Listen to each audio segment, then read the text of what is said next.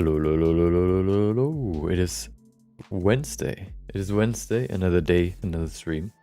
And today what we're going to do is we're going to continue what we've done yesterday. So what we've done yesterday is we worked on what you can see here, the Chun-Li figurine. I wanted to do another figurine that I can 3D print because I've done one so far. So I want to do another one. And I also wanted to practice human anatomy, you know, the full body. We learned quite a lot yesterday. We went over, we refined basically the body. The body, of course, the legs, the lower part of the body, basically. So what we're going to do today is we're going to go to the upper body and, yeah, basically refine that a little bit. Look over the anatomy, kind of, you know, probably learn a little bit more about hand anatomy. We learned quite a lot about, I guess, the crotch anatomy as well as the foot anatomy. You know, that, for example, the foot is made out of 3 pieces. And for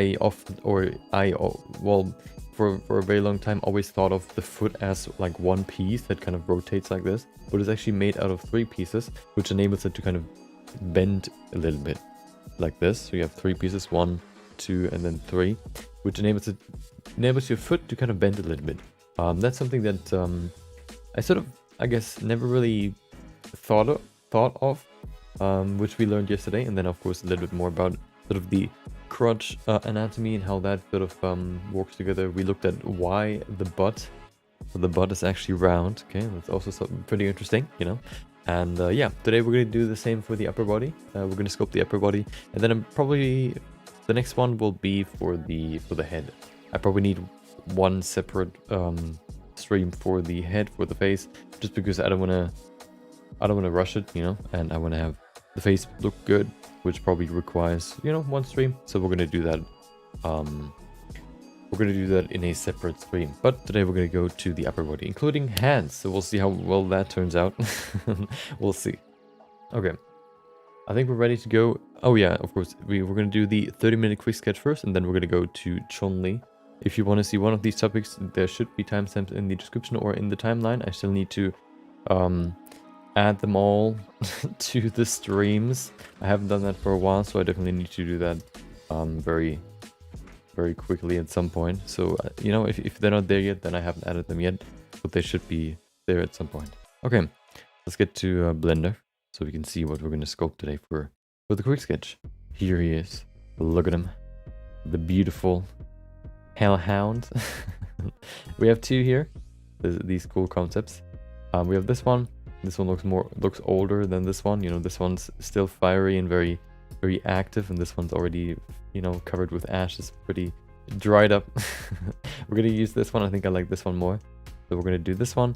And if you want to know who the artist is, it's Oliver Titley, whatever, on ArtStation. Here's their website, their page. Here's the reference. We have some more here. You know, either drawings or actual like colored concept. So if you want to, you know, find either this reference or more, you'll find them on ArtStation. There you go. Okay, let's get back to Blender. I think we're ready to begin. This one's quick sketch day 353. So we're quickly approaching 365. Yeah, but we're not there yet, so let's do this. Yeah, I mean, there's not much to prepare to say. Let's begin with the quick sketch so we have as much time as possible, just like yesterday, where I was surprised that we had that much time, you know, left in the in the stream while sculpting Chun-Li. Yeah, let's finish this and then we can get straight back to Chun-Li. There you go, perfect. Okay, everything's ready. Let's begin in 3, 2, 1, go. Perfect. Okay, let's begin. So yesterday, for the quick sketch, I sculpted a phoenix. For this one, we're gonna do something different, of course. Well, hold on. for today, we're gonna do this doggo, and the phoenix was a little bit difficult, probably because I haven't sculpted that many birds yet. But this one will probably turn out a little bit better because I sculpted a few, you know, different looking animals before, and I kind of know the anatomy a little bit better than, for example, birds. So this one should, you know, work out a little bit better than The other one from yesterday. I mean, it wasn't bad, but you know, it's just I'm more comfortable with it, so I don't struggle as much. Pull this back. Okay. Yeah, I think so. If I think about what we need to do for Chun-Li, I think we can finish the project in 1 or 2 weeks. So probably not next week because we still need to do the clothing, which I don't really know how long that'll take. We can probably, I might just do the face off stream if I have time for it. Probably not, so we're probably gonna do it on stream. And the clothing, of course, is not that much, but it's still, I want to add like a certain detail at least to it. So we need some, you know, some time at least to finish it. You know, we just need, you know, probably like 3 weeks, no, 2 more weeks. So this next week and the one after. I think that's how long it'll take roughly. Which I think is a pretty good time for like a figurine like this. If we only do it, you know, like twice a week. It's supposed to be, you know, like a mix and match between different projects. I think that's what I want to do more in the future too. I think that's what I like to do now. It gives me and probably also you more diversity, which I think is pretty good.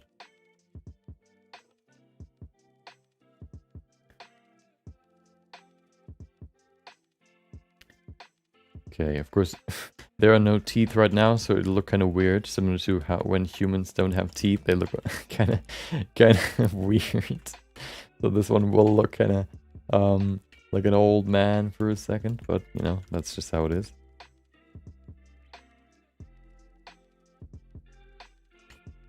There you go.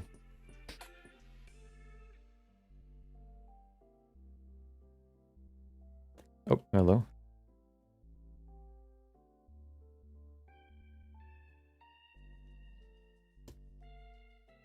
Yeah, so I think I'm more comfortable with the upper body muscles. Or now kind of thinking about, you know, what we're gonna do for Chun-Li today.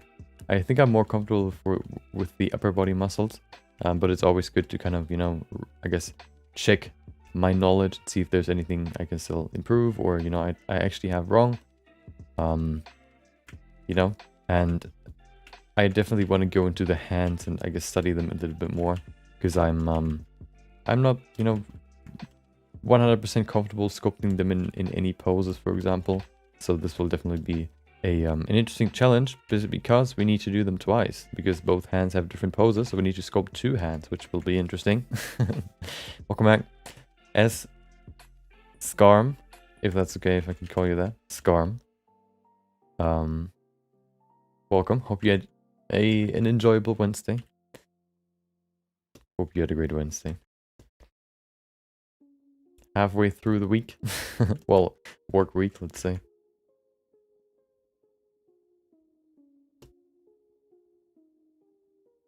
There you go. This turns out, this looks pretty good so far. Let's get in, let's do more. Is this my first stream? Oh, this is my first stream. Welcome to, hold on. Pooflido, welcome. Hope you enjoyed your Wednesday. Hope I can make the stream enjoyable for you.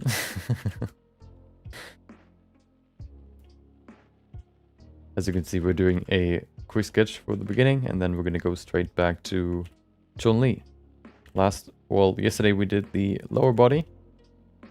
Today we're gonna do the upper body. So yeah, hello. Hands and you know, I guess shoulders and arms and abs and all that. That's what we're gonna do. What we're gonna do today. There you go.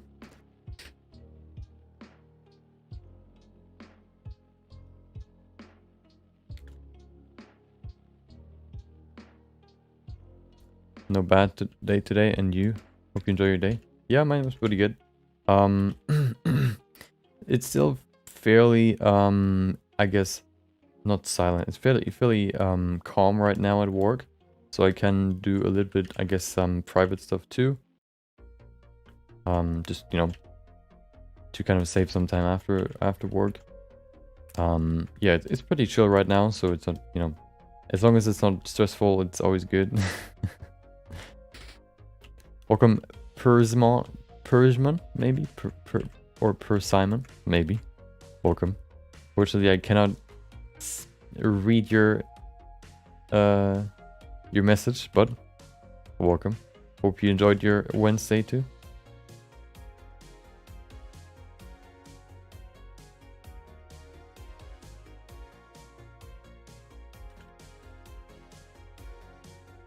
Yeah, as long as, you know, as long as the work isn't stressful, I do enjoy it. Only when it gets stressful, it's kind of, you know, you kind of think to yourself like, oh, I wish I wouldn't be here right now. But usually it's not that bad. We also introduced, or we want to introduce a new way of working, like a different software that we can use to plan projects, for example, which might make it easier for us to work together and sort of split work between us. We'll see. Maybe that makes it easier for everyone. That would be pretty cool.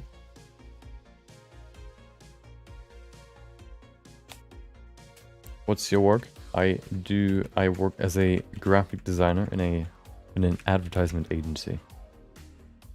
So, you know, clients come and say, hey, you know, I want to have these, I want to have some flyers or some posters, or we have a certain campaign that we want to do with you.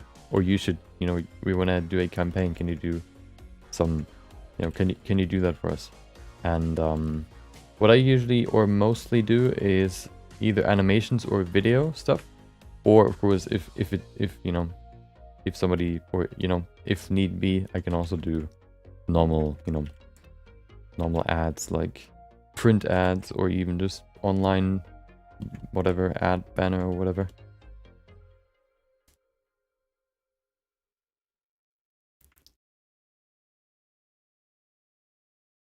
Right now I don't, you know, I only really have like a one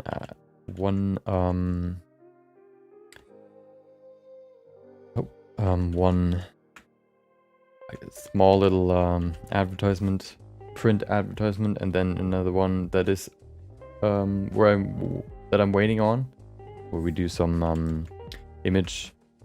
I guess we need to I guess what is it? I guess you could say so what I did I guess today and yesterday too, or maybe even Monday, is I looked up some images, some stock images for websites. So we wanted to replace some images there, and at some point, once the client bought them, we can finalize them, and then we can use them. That's what I do too at some point, but not right now because the images aren't here yet.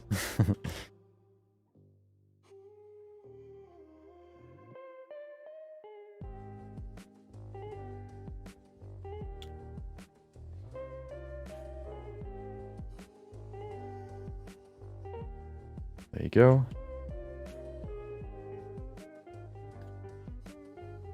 There's also a new video that released today. It's more, I guess you could say, I don't know. It's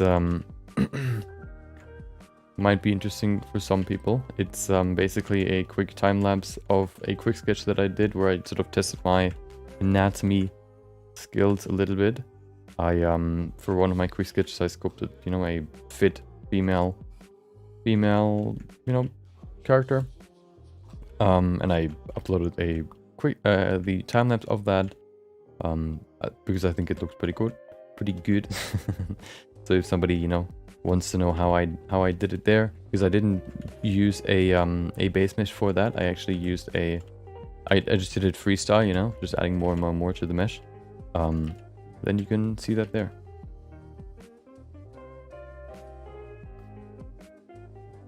For Chun-Li, for example, we used a base mesh, or we created one, just because then you can be a little bit safer when it comes to proportions and all that. It's easier to adjust them. But I didn't want to do that for the quick sketch because I actually kind of wanted to see if it works out without it too. And it does, you know. So maybe we'll do the next character without a base mesh, just to kind of see if it works again.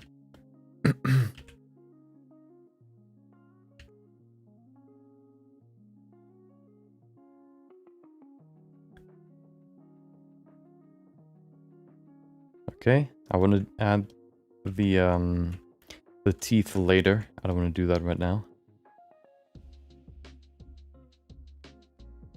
Okay.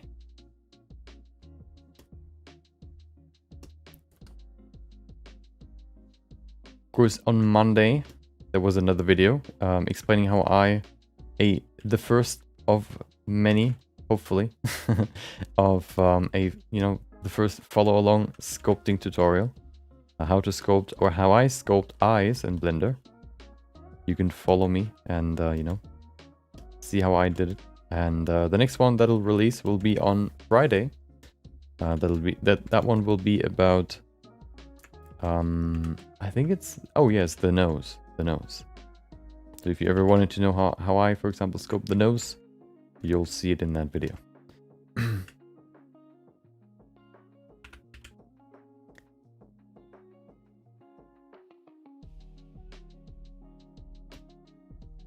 Then next week will be probably the rest of the face, plus probably the first character, where we include all the pieces or all the parts of the face. I think that's next week. Wait, what is left? The lips and the ears for the rest of the face. Yeah.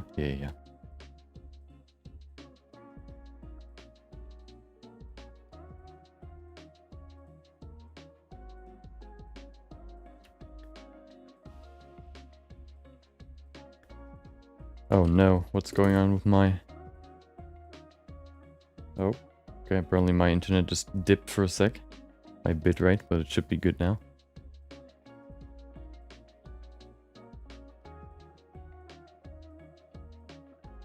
There you go. Okay, let's add a little bit of a neck, because otherwise it looks kind of weird.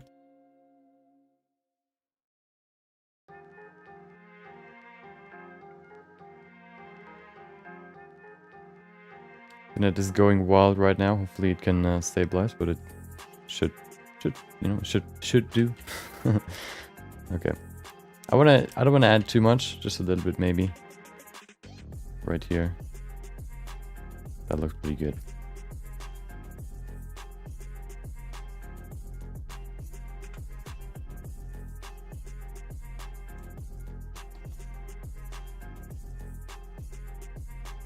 Okay. It should probably be a little bit wider.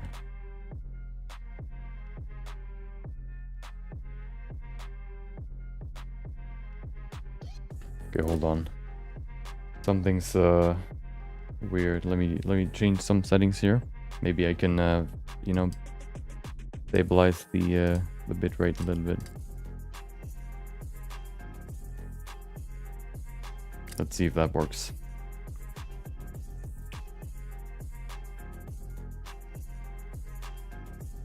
Maybe. We'll see. Okay. Let's see. What can we do here? First of all, we have the neck now. Let's add a little bit more detail to it. One thing that I want to keep in there is that it has like this two-part, like the head at the top is like this plating, and at the bottom you have this softer area or the softer skin. I kind of want to add that here too. So let's do that now. And also, of course, we haven't really added the ears yet, so we're going to add that too. There you go. Here's the plating. And then we can go to... Probably want to add the ears first, and then we're going to go to the rest. There you go. Good old mouth. Let's go to the ears. Kind of looks like a bear. We can change that a little bit. Okay. Ears. The ears are pretty big, actually. Which is not bad. I kind of want to... Yeah, let's do this.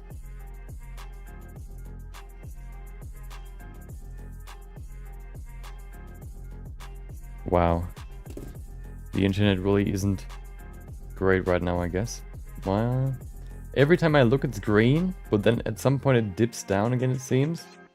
Well, let's just hope it stabilizes, I guess. There you go. Invert and grab the ear.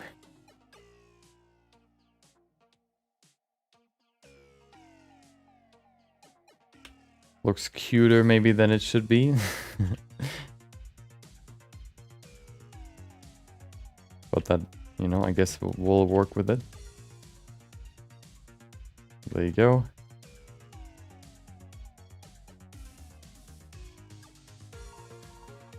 Okay.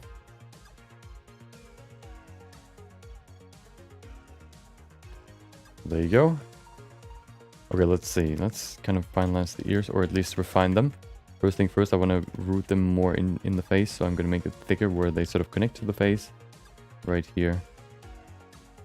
Okay. Let's make the tip stronger, or, you know, pointier. There you go. The other one too. And then I want to add one more here. Right here.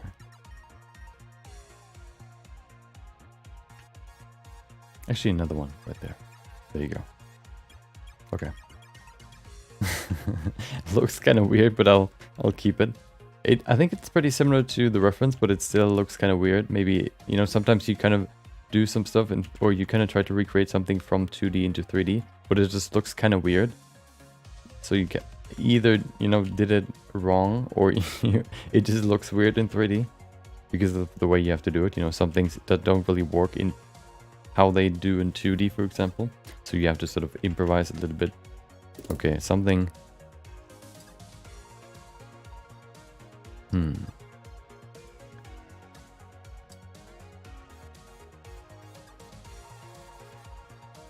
Well, okay. Okay, yeah. Okay, let's go to the ears and finalize them. First of all, let's make them a little bit rounder. So I'm going to push them back a little bit. There you go, nice and round, so they can catch some air waves. Making sure that I don't hit the upper part. There you go. Gotta be, you know, I kind of think about how I want to print the Chun-Li figurine, just because it's, I thought about making it quite big to kind of keep most of the detail. The thing is, I still need to figure out how I can, I guess, so if you want to 3D print something very, very big, which of course you can't just print on your normal, you know, which is, for example, bigger than your 3D printer can print. The problem is that it can lead to, well, you have to set it up in a way where you can basically build it out of multiple pieces.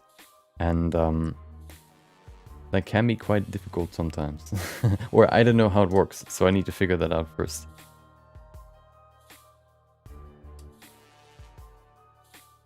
That's still what I, you know, maybe there's just a program that can do that, or maybe I need to figure it out myself. I don't think it'll be that hard, but I still don't, you know, I just don't know how it works.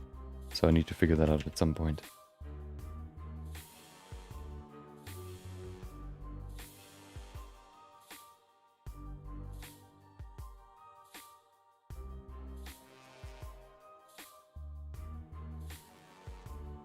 Okay, so we have the ears now. Let's go to the neck. I want to adjust the neck just a little bit.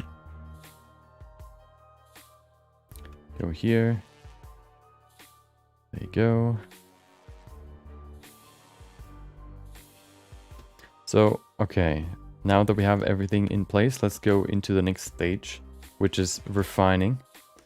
Let's refine everything a little bit. Oh, I think I want to actually go into a new level of resolution for the teeth. It's always annoying to sculpting with 20 resolution because they're so small, and small movement or small anything can really, you know, sort of break them or change their look. So I kind of want to have 50 resolution for them.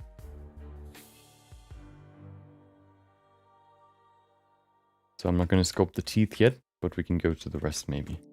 For example, here the side. Right here. Also, you know, tomorrow there's gonna be the next personal feedback session. So if you still have any pieces that you want to get feedback on, make sure to post them in the personal feedback channel, so you can, yeah, so I can give you feedback on them.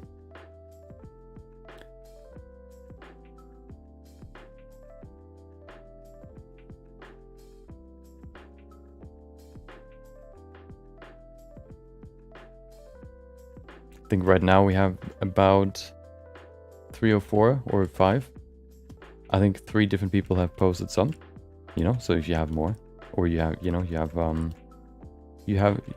haven't thought about it, or you didn't know so far, now you know.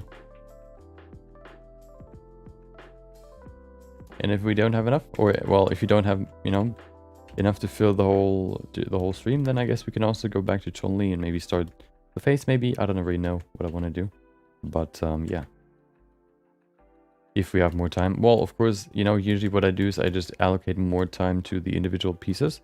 So if we have more, then, you know, I can't really cover all of them, you know, in the length that I could if we have only, like, for example, 5 or so. You know, we'll figure it out. Okay, let's go to the bottom here. Add these spikes.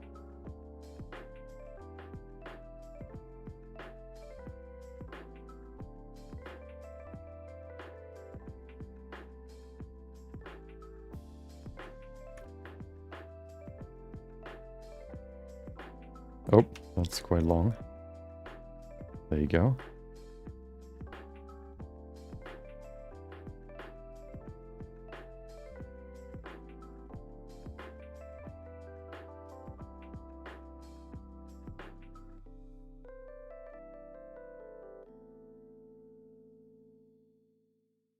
It's coming together. It's not there yet, but we're gonna be there soon. I promise. Let's see. So we can kind of probably add some more detail here. The good thing about low resolution is that this sort of geometry look can actually add a certain level of sharpness to it too. Or it's sort of its own kind of detail, which can look pretty cool sometimes. So I kind of like working with 20 resolution from time to time, if it works. Some you know, some sculpts need to be quite smooth, but I think this one can work with a lower resolution level.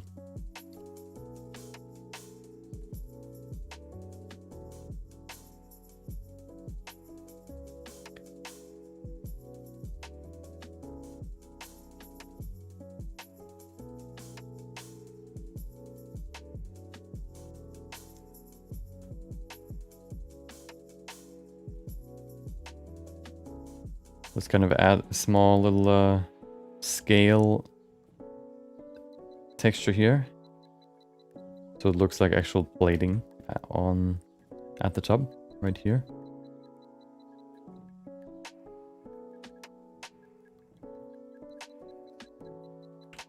There you go. We can maybe do some more here on the side because we haven't really ended fully.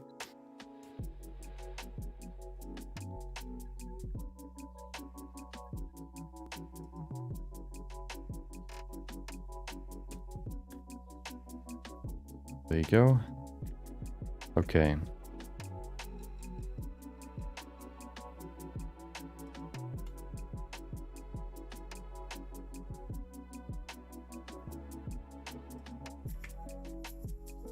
Make him look a little bit angrier by adding some more detail to the eyes too. Maybe pull them down a little bit. Nice, that's better. Now they look angrier. Not fully, but I think that's also because we don't have any teeth right now, so I think it's time to add them. So let's do that now. Seems like I need to restart the stream after we're done with this, because it seems like the internet is just staying garbage. Sometimes I need to do that more frequently right now for some reason. You know, it's kind of fluctuating. It's good at some point, then it gets worse again. I don't want to watch a red number the whole time.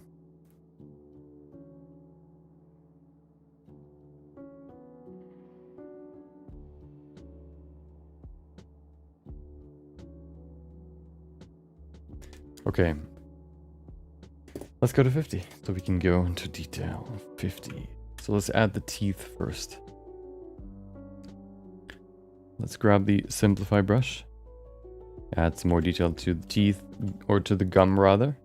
There you go. And then let's use the mask brush to pull out some teeth. So yeah, I like to just do these round circles. Well, circles are always round, I guess. There you go. And then I like to, yeah, just use the snakehook brush to pull them out.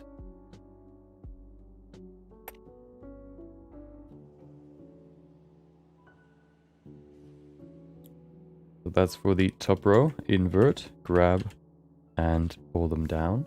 I think I also want to go into the fall off right now and change it from smooth to linear.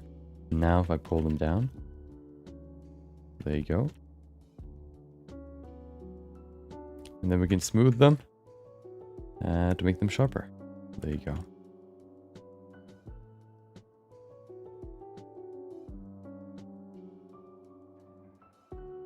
Welcome, ZKH.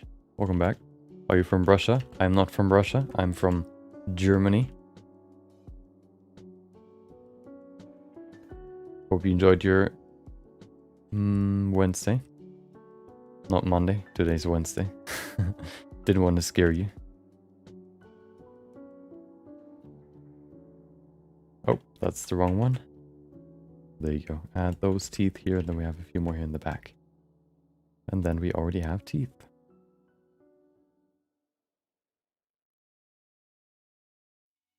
I don't think they're exposed enough yet, so we need to do some more work here.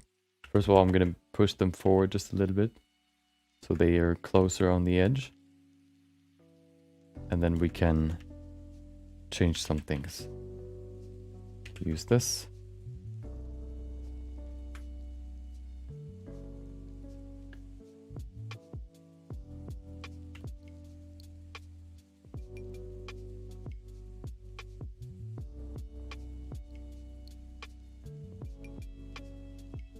And then go to the side here, do the same.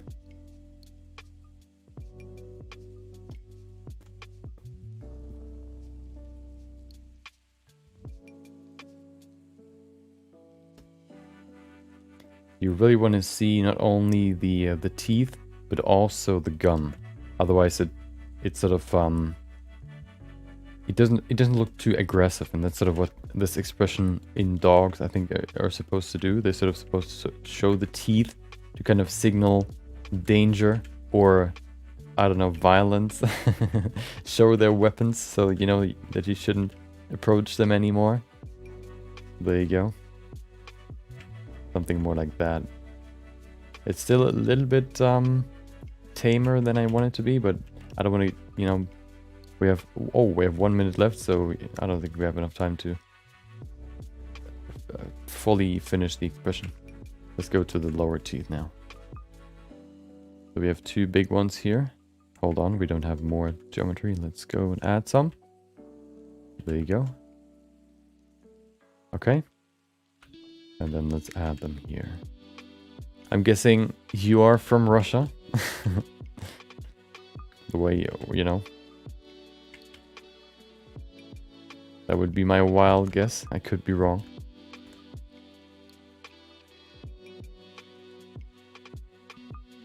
But I am not. I cannot speak Russian. I wish I could. Well, I wish I could speak every language. But I don't think that'll ever happen. Maybe, you know, maybe God comes down and gives me the power, like in the Bible, if I remember correctly, where everybody was able to speak any language. Maybe that happens at some point again, and everybody can just speak every language. That would be pretty cool, I would say.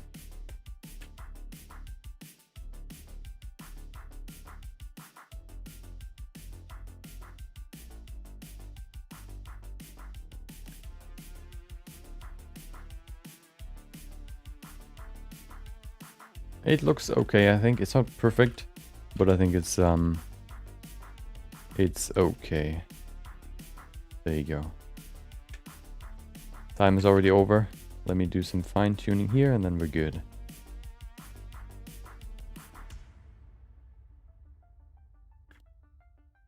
There you go. I think it looks pretty good. It's not the best, but also not the worst, so I'll take it. Okay. One thing that I want to do to kind of make this look more interesting is I want to go to the side and I want to grab the, not the project, oh yeah, the project first to kind of chop off the back part here to make it nice and clean. And then what I want to do is I want to use the mask brush and mask off the back. Probably with the lasso or line mask, probably even better.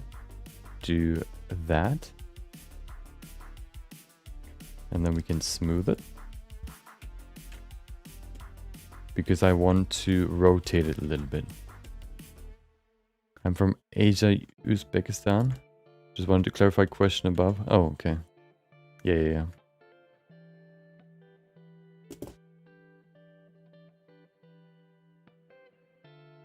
Remove symmetry so we can rotate it. There you go. And hold on. Yeah.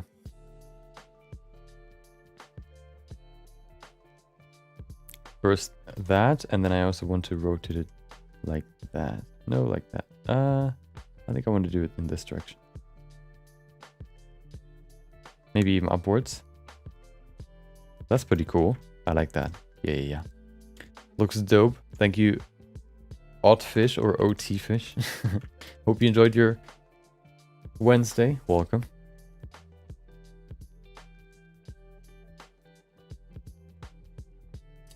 There you go. Let's add some teeth and then we're good.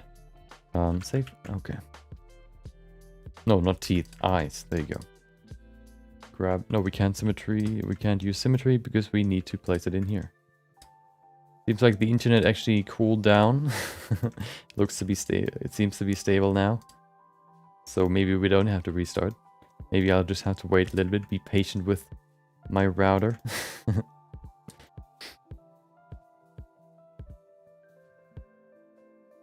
There you go. I actually don't know if my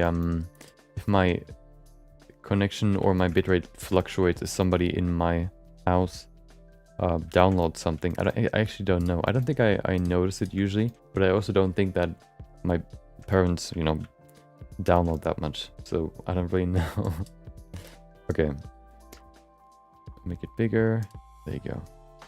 Let's place the camera.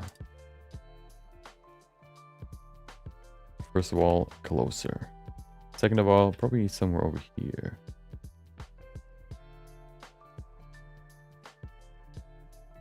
The thing is, you see how the silhouette is very weird? It's very like a circle, and then we have the ears on the side. I kind of want to make this silhouette a little bit clearer, so I'm probably going to place the camera more over here, which makes the silhouette a little bit clearer. We can see the neck here on the left side. We can see the ear here and on the other side too. More on the other side. I think that's a clearer silhouette than what we had before. We can maybe even go a little bit closer and also make the focal length lower so that we can include more in the render. It stretches the sculpt a little bit, but I think we can, I think that's okay for the sake of clarity and inclusion. There you go. Look at that. Okay. Next up, we need to apply depth of field and lighting.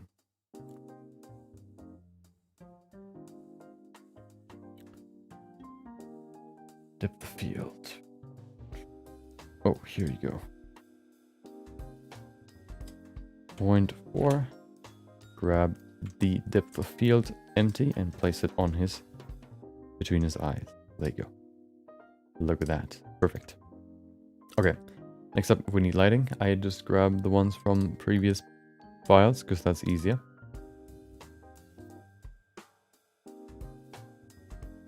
There you go. Oh, nice. So I think I've used red pretty good recently, so I don't know if I want to use it. Although it works very well for this. I think for this one, we can use it. I think it's been a while since I've used red, so I think we can use red or maybe even like a deep orange.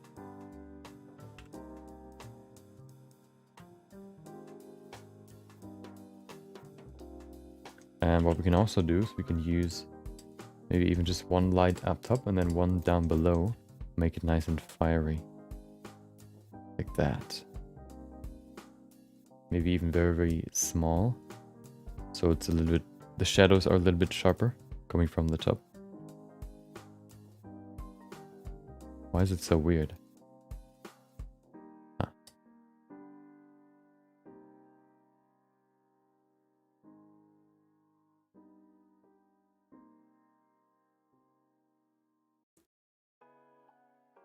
Maybe we don't even need a light coming from... Oh, well, we do need one. Maybe we can make it a little bit weaker and let this one work, do most of the work.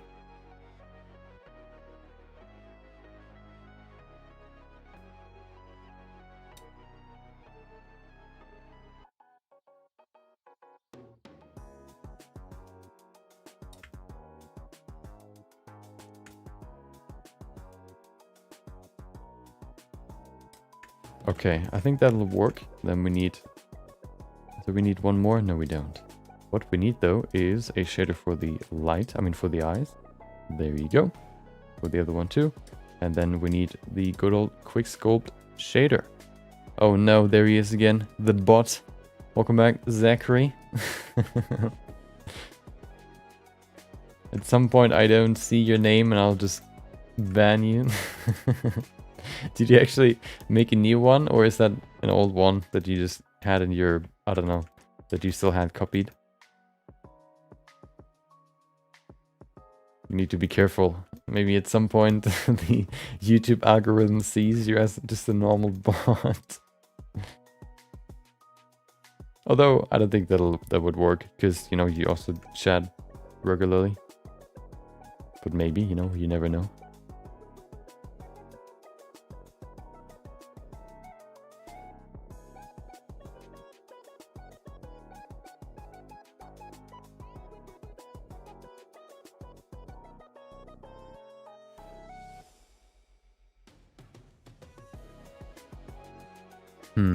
I don't know if I'm happy with this light. I think that's okay. We need to change the background though.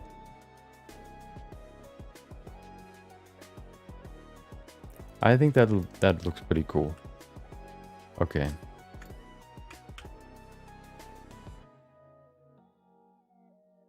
There you go. Oh, we could maybe even make the eyes yellow. Although, oh, I wanted to change the color anyway. Maybe something deep. Oh, look at that. That looks sick. Hell yeah. Should we do the same for the eyes? Let's see what that would look like. I usually don't like using emissive eyes because they always tend to look weird, but maybe these ones look good. Let's see. Emission.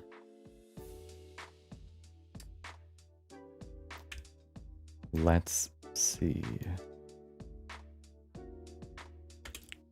So in this render view, they always look weird because they don't have any glowiness to them. What if we change this to 5? Okay, I'll keep it there. Let's see what it looks like with some post-production, because that's when the glow really shines. When the glow really glows. There you go. Let's go in.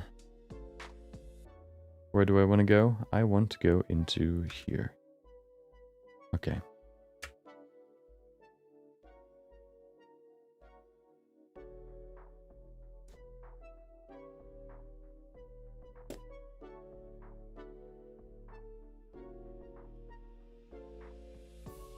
Okay. The depth of field is quite shallow, but I think it's okay. Usually with animals, for example, if the depth of field is very shallow, sometimes the nose can be pretty blurry, like this one here. But I don't wanna change it. I think I'll keep it like that.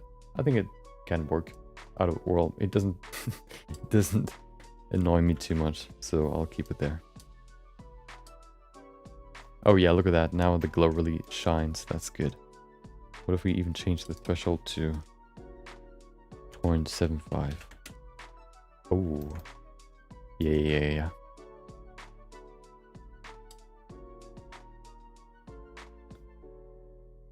What about low?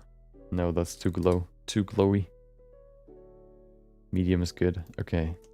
And then some lens distortion, as always. Add some more, I don't know, drama into the to the render. There you go. Okay. Render.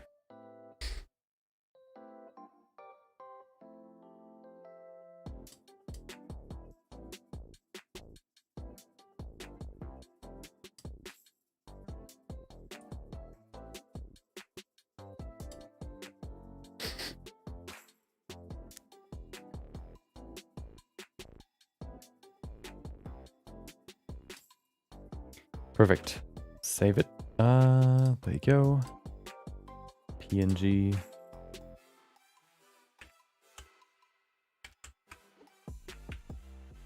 Three, 5, 3.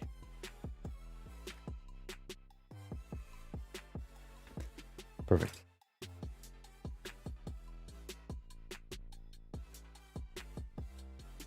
Oh, it looks really cool from afar. Look at this.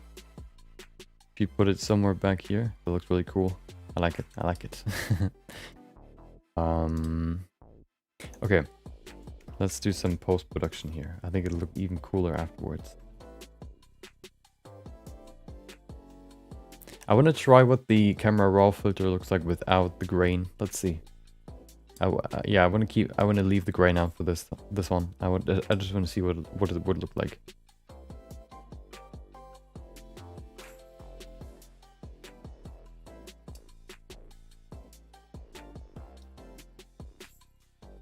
I'm gonna make the temperature more yellowish rather than orange because I like the sort of, I guess, that contrast between blue and yellow or orange. So I'm gonna do it more like this.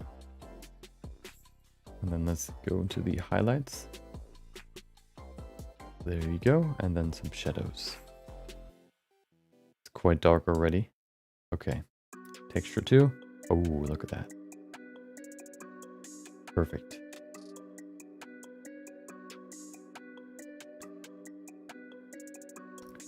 Oh, maybe a little bit of color grading. Shadows, definitely nice orange. That'll make it way better. It's crazy how much just changing the shadow color can change an image.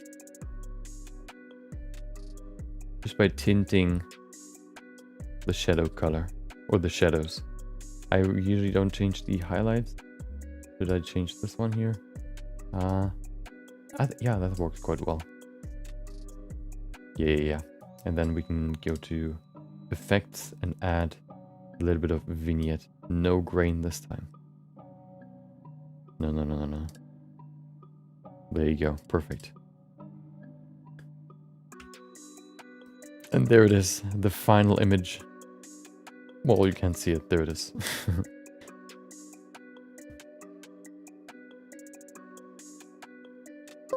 This one went by pretty quickly. Well, it took almost an hour. It will take an hour with uploading, but I guess that's just how it is.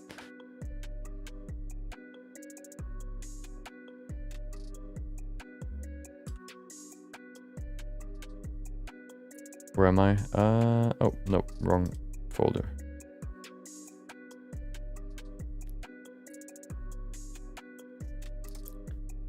Okay. Nope. There you go. Okay. Yep. I'm gonna upload this. You're gonna see a compilation while I'm doing it. And afterwards we're gonna go back to the good old Chun-Li so we can work on the upper body. We haven't done that before. Well, we haven't finished the upper body yet. We basically sort of at least detailed the lower body. We learned quite a lot. So this one for today, we're gonna go into the upper body and do the upper body. It still looks quite like a robot, the upper body. So we need to do some work there. Shouldn't take too long, I think. I think we can get through most of it fairly quickly. I think the difficult part will be the hands because we need to do them twice. But I think everything else is fairly simple.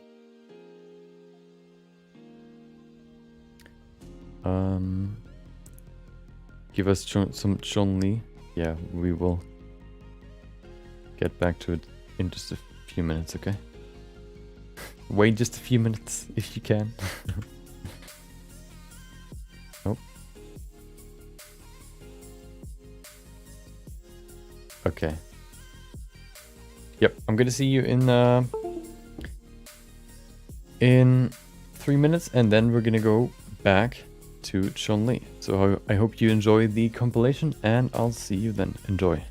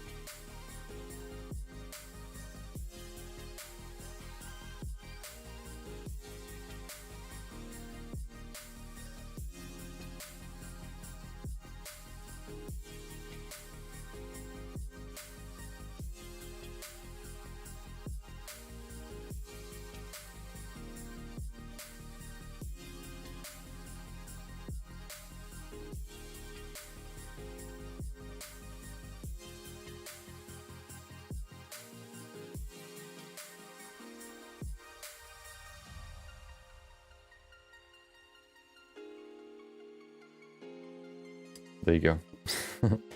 Okay, thank you. We're back.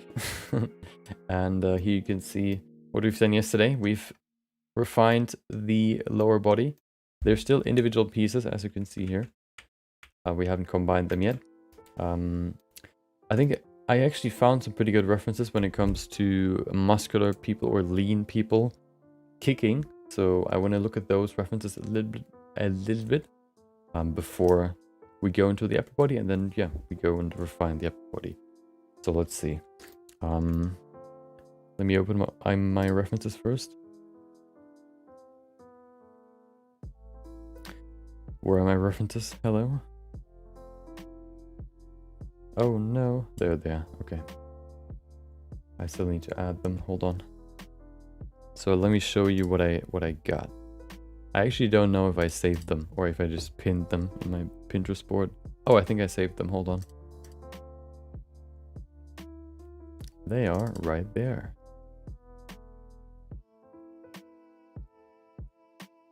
So here they are. So this one was really good because here you can see the all the muscles underneath the leg when you're kicking, you know. So here you can see how you.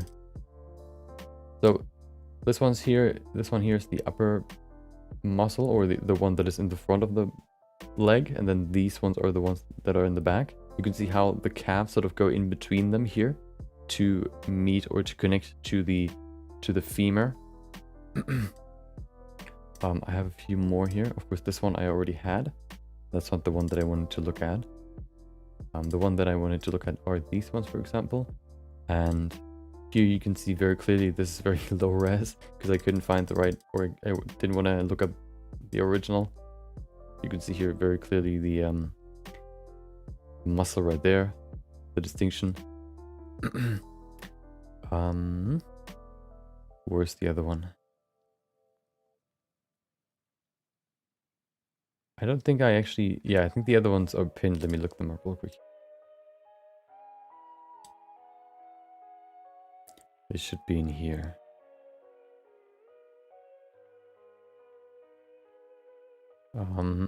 Here, this one. This one's really good too. See how you can see the big front muscles here. This one and then the other one. And then there's another one here in the middle. That's one thing that I want to adjust. And then you can also see the ones in the bottom here connecting to the crotch. Right here. Okay. I don't think there are any more that we need to look at. Yeah, the other ones are more, I guess, overall reference images. Okay, let's get to Blender. So there are a few small things that I want to adjust, and then we can go to the upper body. One thing that I want to adjust is the muscles right here. The big three here. If you have a very muscular body or very lean body, you can see the distinction between the muscles. One distinction you have here is that you have, of course, two big ones here. One here and then the other one on the left side. But there's another one that is sort of, it's not necessarily, well, it starts somewhere over here. It doesn't connect, well, it connects to the knee, but it connects a little bit differently. Because there's this little tendon or whatever it is that sort of pulls it closer into the middle of the leg or in between the other two muscles. So you can really only see it begin somewhere over here. You can see it in Roberto. Hold on. So if you look at it, can you see it? There's the first one right here. Right there. Yeah. There's the first one. The other one is on the other side. Right here. But then there's one here in the middle too. And there's this little band that is right underneath it, which kind of pushes it, closer. Makes it nice and tight. And there above that, you can see the middle piece. Which you can see pretty clearly if you have a more lean body. For her, that's probably not going to be the case too much because she has very, I guess, smooth legs. But it's still something that I wanted to say or to mention. The other one that I want to look at is this part here, the lower leg, I mean the back leg muscles here. And also the knee width. I think it looks good now. If the reference that we looked at the end, before we switch back to Blender, had quite, I guess, small legs, or not legs, thin knees. I think this width is pretty good for the knees for her. So I don't want to change it too much. There you go.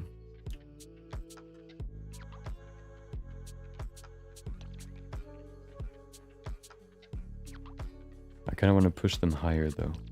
Just a little bit. There you go. Okay.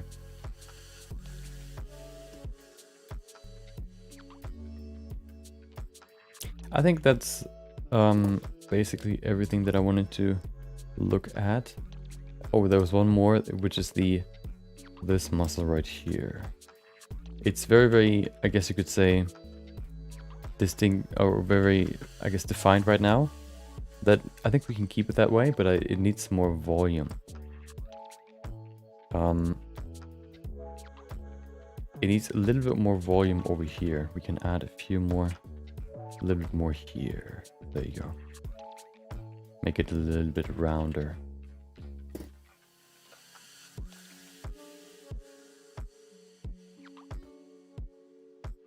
There you go. Wait, this... Oh, then retopology is off. Interesting. Wait, oh yeah, we didn't use it. Right. There you go. Okay. I think that's basically everything that I wanted to adjust here. There are maybe a few things here and there that we could think about, but I don't think that they would make a big difference in the overall look. So we can probably now go to the upper body. Of course, we left off with the hips yesterday. So let's go into, yeah, let's continue them. Well, the first part that we can see here is this middle part. This middle part is kind of annoying because it's such a small thing that it's important to connect the chest with the hip, but it's such a small thing that it's kind of hard to adjust. But let's see what we can do here. First thing first, symmetry is off. Perfect. Retopologize it. Okay. How much do we have here? Well, it's a little bit too small. Or too big, rather. 0.5. Is that enough? Nope. There you go. Okay. So, a good, I guess you could say, a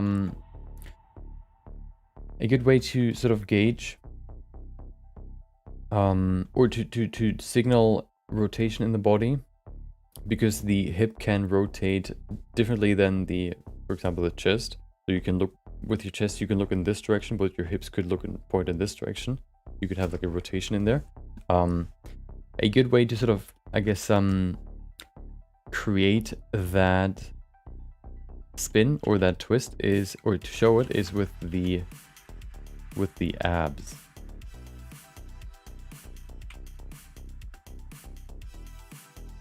Which here, for example, need to go from here to the chest. And it's quite sideways here, so it needs to move back into the middle. So I guess the best way to do that in the beginning would be to draw the line.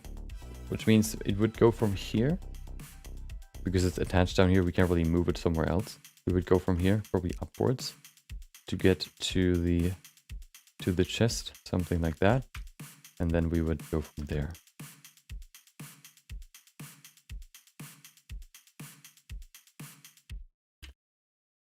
One thing that is always a little bit difficult with this sort of technique where we separate all the pieces into different parts is that it makes it a little bit harder, I guess you could say, to work on this as if it's one piece, or to make it nice and coherent. Or, well, you could also say, before we join all the pieces, it's a little bit harder to make them merge with each other. It requires a little bit more work, but I think that work is worth it, because you're so much safer working like this.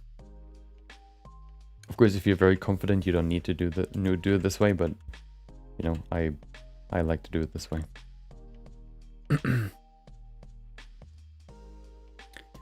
And then for the back here, we can see we have the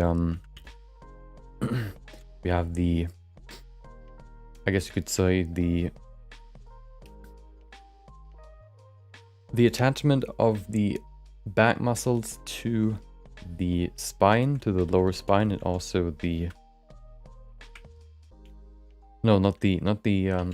to the lower spine. I don't think any of the back muscles actually connect to the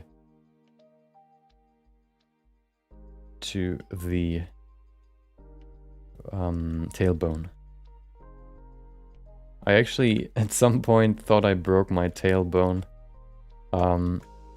I I at some point in school, you know, every day or every time in school when, you know, the year was over and we would graduate to the next one. Or well, we have vacation, 6-week vacation. We would of course have to clean up our classroom because otherwise, well, afterwards we would have a new one. So we would have to clean it up, and which means we would have to stack all the tables on top of each other so we can clean underneath them or clean the floor, for example. And what happened was that I cleaned I cleaned the well, we cleaned everything, and then everything was still stacked, so we needed to bring it, you know, we needed to put it back into place. And what happened was basically that I moved, I think, a table and a chair somewhere. And then I looked around, I thought about something, and then I wanted to sit down, and I knew there's a chair behind me, you know. So I sat down, let myself fall down into the chair. But then I realized with a lot of pain that there wasn't a chair anymore. The chair switched to a table corner, and I slammed my ass basically right on that corner of the table, and it hurt quite a lot. I never went to the doctor with it, and I didn't really ever have any problems with it, so I think it was just, you know, painful in the moment, but maybe it has some issue, maybe I'll have some issues later, but it didn't feel like, you know, didn't feel like it, so let's hope for the best, I guess.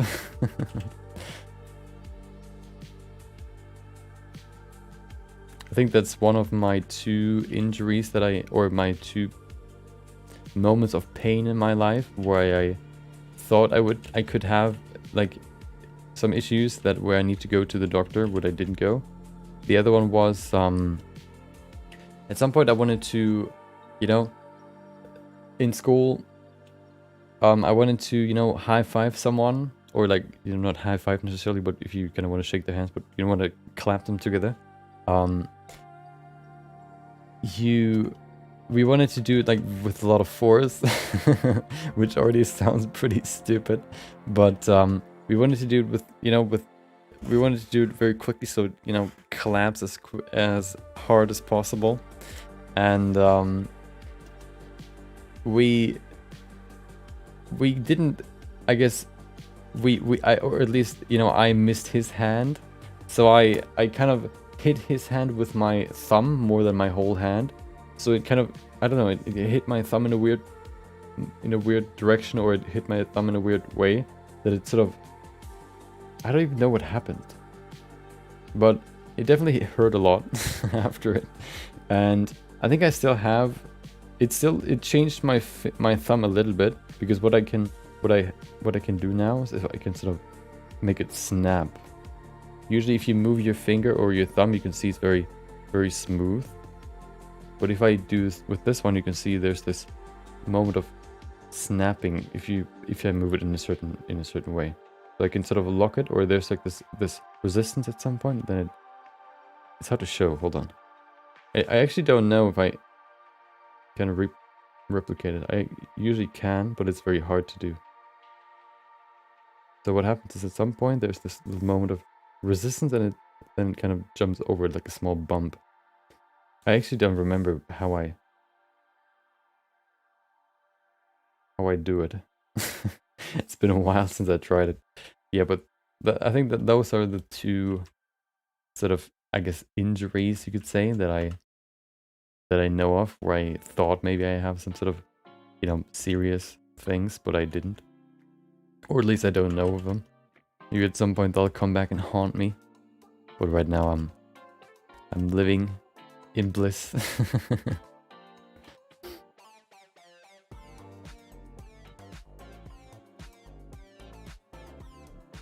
Okay, so the middle piece is just kind of really there to connect the hip to the chest. Sort of trying to, you could say, represent, you know, what you would have for your body. All the stomach muscles are basically, well, everything around the stomach is basically just muscle, and that's what you can see here for the middle piece, basically. Speaking of broken chairs, I remember this one incident where someone accidentally put their foot through a chair while hopping across a chair. Oh, I have another more graphic story that didn't happen to me, but to a friend. In I think it was I don't remember. Maybe I think either 5th or 6th grade. I think it was 6th grade. What happened was that yeah, the seat part, yeah. What happened was we cleaned up again, so another cleanup story. And what happened was that for some reason he was just standing there, you know, well, as you do, and then one of the tables just tipped over and fell down and slammed right on his big toe. And he actually had to go, well, he had to get an ambulance, and they had to actually, well, the graphic part about it is that it actually, I think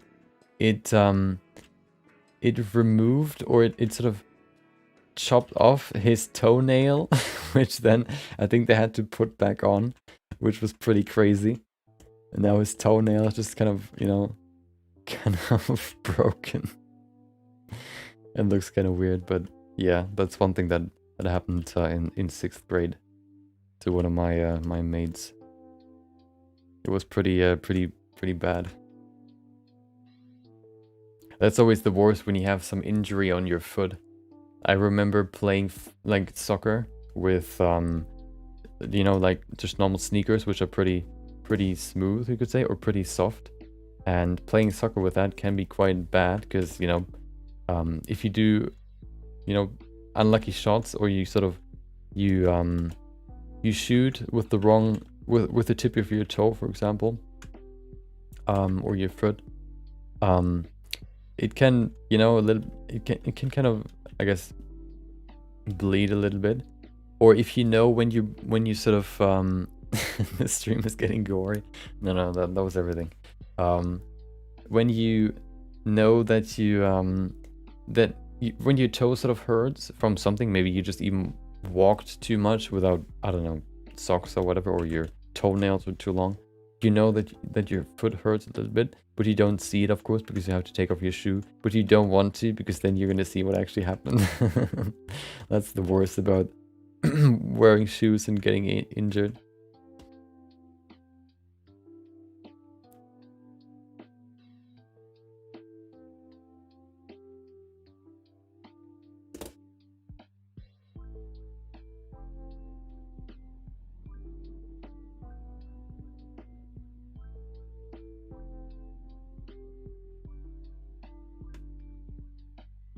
I kind of want to make the waist a little bit thinner. There you go.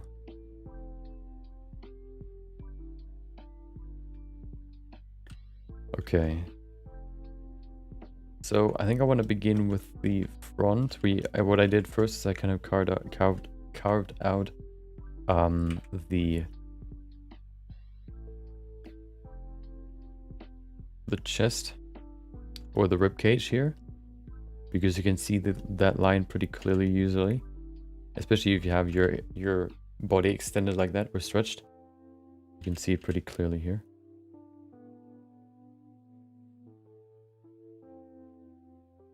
Then of course you have the muscles that sort of cover the chest, going to and over the abs.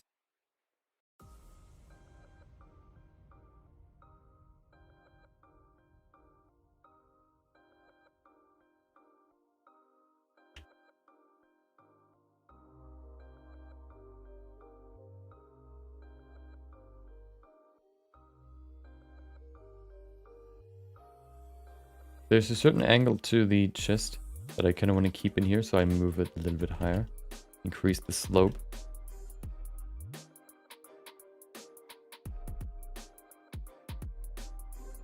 Okay.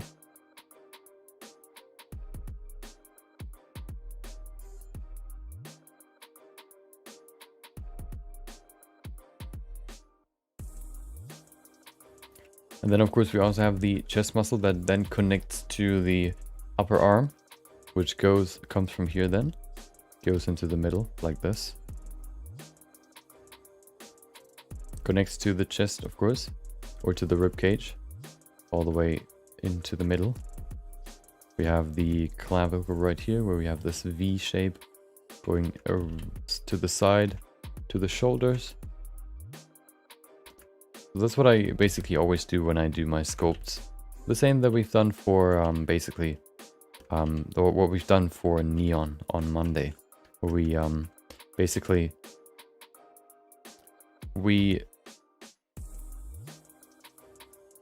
first introduce all the pieces of the sculpt, or all the anatomical parts that we need for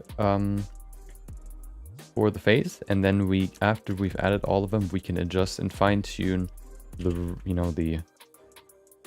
all the pieces basically. So what I'm doing right now is I kind of just think about what we need, and then I add them, and then afterwards we can look at how we can adjust them. So here we have the chest piece, or the chest muscles going all the way into the middle like this, and then of course we have the boobs on top of it, breasticles.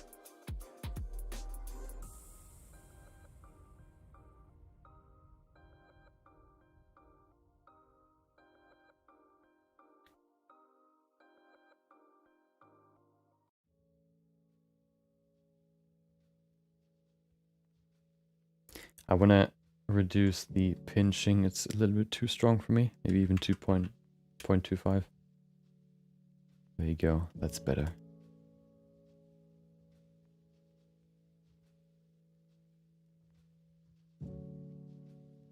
And then of course we also not only have muscles in the front, we also have muscles in the back. So let's get to that real soon. Right now. So for the back, we have first of all the neck, which of course connects to the neck, or to the head, starting from here in the back, and then we have the spine first of all going backwards. The spine also forms a line that follows the rotation of the body. One thing to keep in mind is that basically the spine doesn't rotate where the it doesn't rotate in the area of the rib cage or the hips. It only really rotates in the space between that, because, well, everything else is attached to the spine, so it couldn't really rotate there. Okay, so we have the spine crease here. What we also have is the trapezius, which goes all the way to the shoulder, or to the upper arm too, which means that we need to let's add that. So we have the neck muscle here that goes to the front, and also to the shoulder on both sides.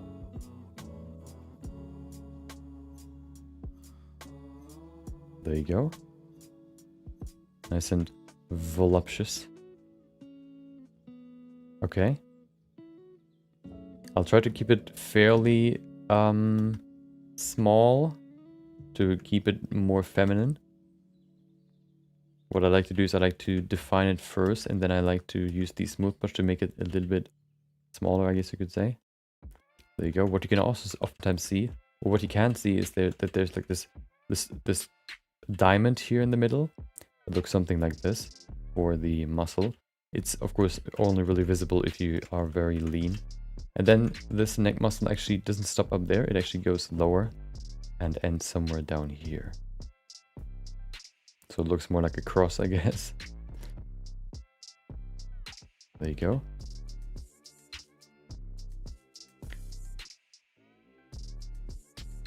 And then right underneath the neck, the trap muscle, we have the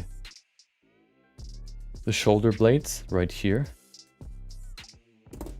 they are covered by other muscles, so we actually don't. Well, if you're very muscular, you see more of the muscles than the shoulder blades themselves. If you're more, you know, I guess, if you have less muscle, you would see the structure of the shoulder blade a little bit more.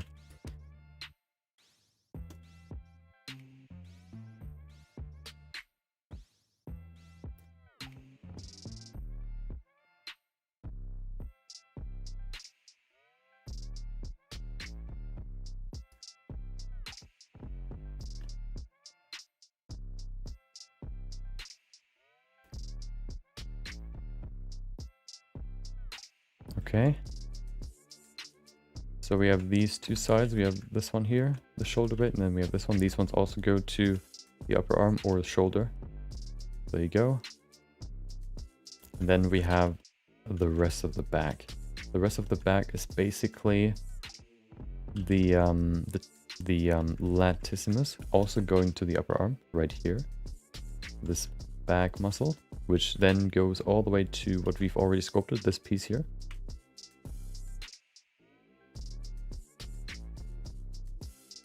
This one's used for the downwards, well, pulling your arms downwards. That's what that muscle is for.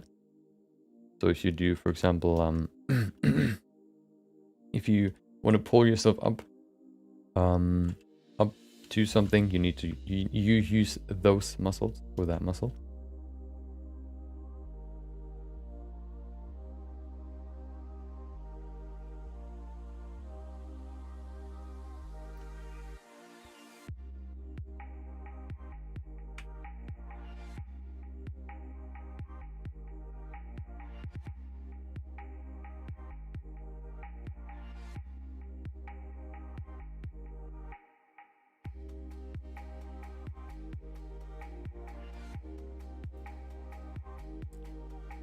There you go.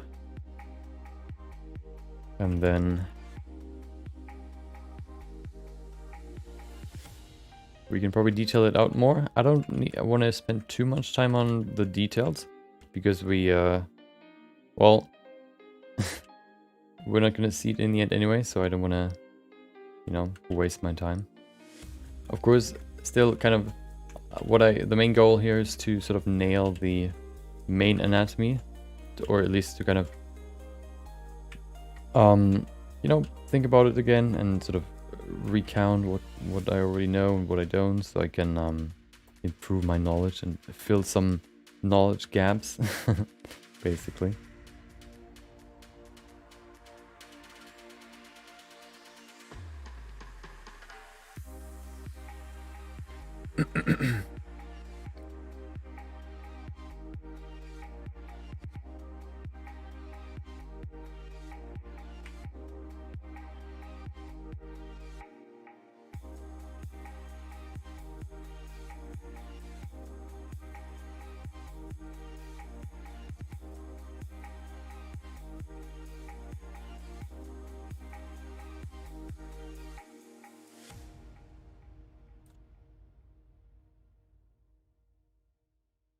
Okay.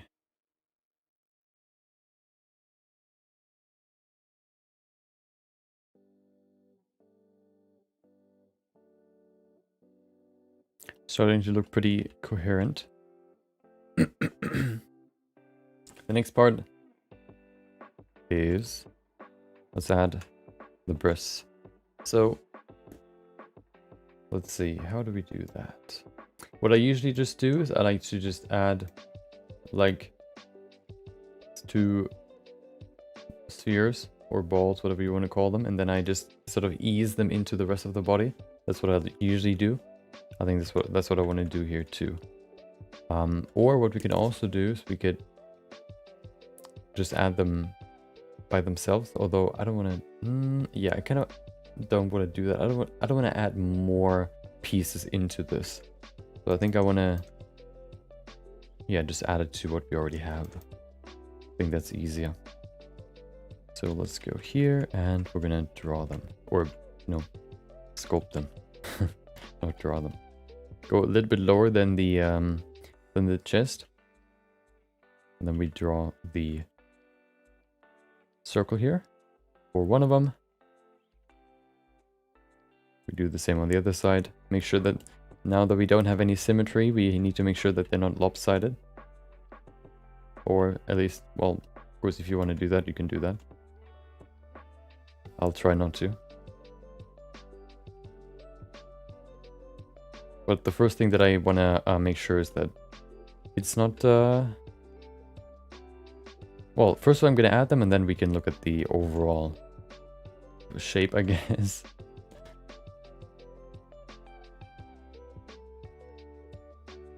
That's the first one.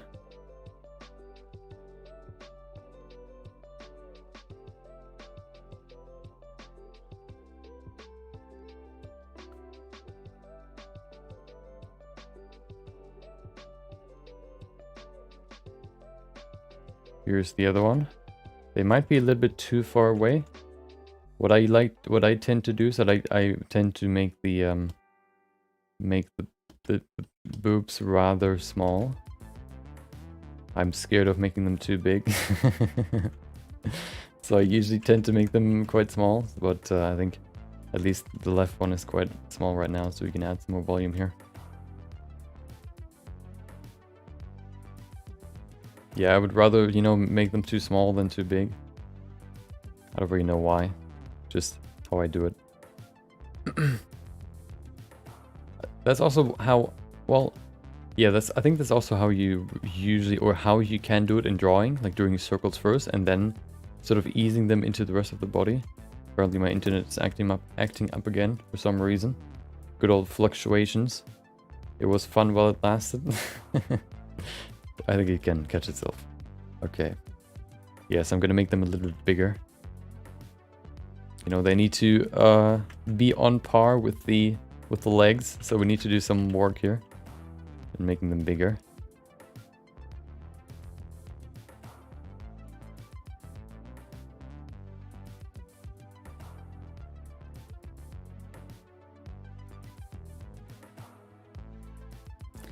What I always I think one detail that I've seen sort of a lot of people just maybe not ignore, but maybe it doesn't have necessarily an impact, is the different shapes when they have clothing, and when your character has clothing and when they don't. So of course, if you have like a clothing on, you would probably wear a bra, or you know, the character would probably wear a bra, which would change the shape of the breasts, you know. So they would probably look different. So what you would usually do is you would sculpt the body first, and then you would add the clothing, which means you would kind of have to think about what the bra would do to the breast. But it seems like a lot of people just don't think about it, or I just don't. Well, maybe they do, but I don't see it. Which I think is one reason, or one way to make your, you know, your character's boobs more realistic, kind of thinking about how they would be affected by the clothing they wear. Okay, are they good enough? I kind of want to rotate them, move them a little bit.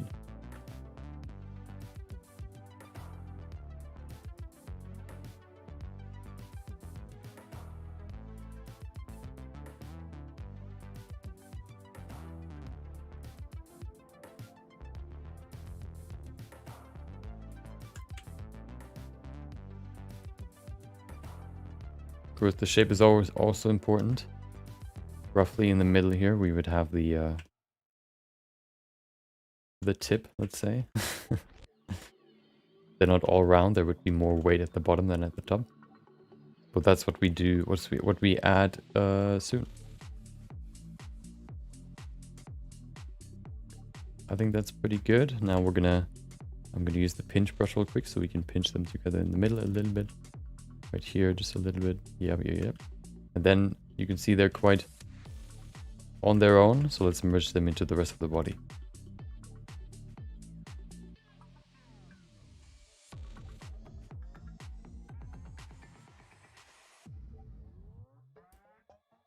Like that.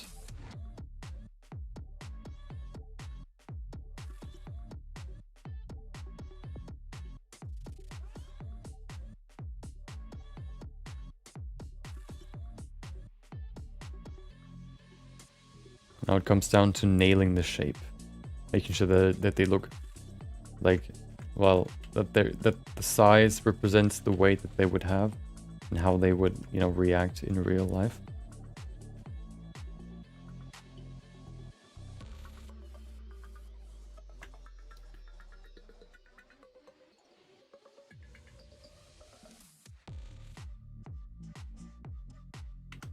We have the chest here. I kind of want to merge it here over here too. Oftentimes the fat also sort of covers the chest muscle here, so it is a little bit smoother underneath it.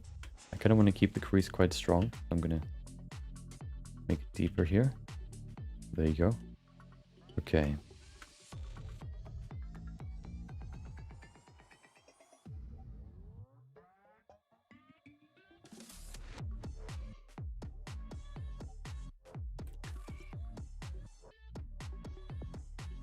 Because we're not using dynamic topology, we get some stretchy, I guess, vertices or some stretchy faces, but I think that's not too bad. It's still big enough that it doesn't, you can't really see it. Or it's enough that it represents all the volume that we need, I guess you could say.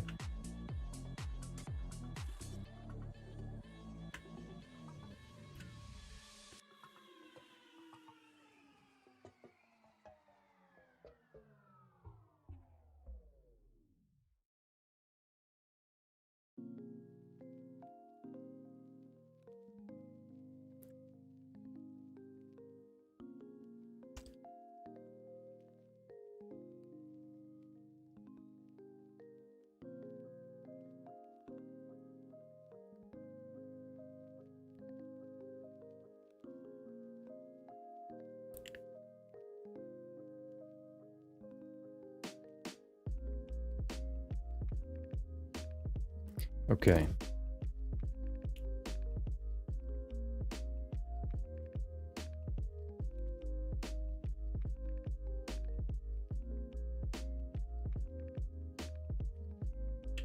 I think we're heading in a good direction. They don't look too bad, let's say.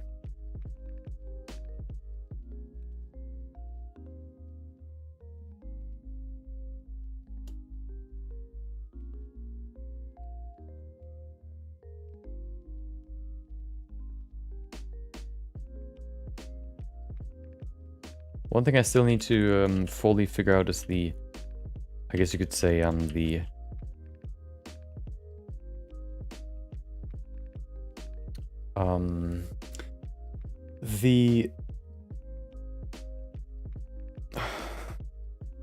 the arm anatomy when it comes to here in the not the axle. That sounds weird. The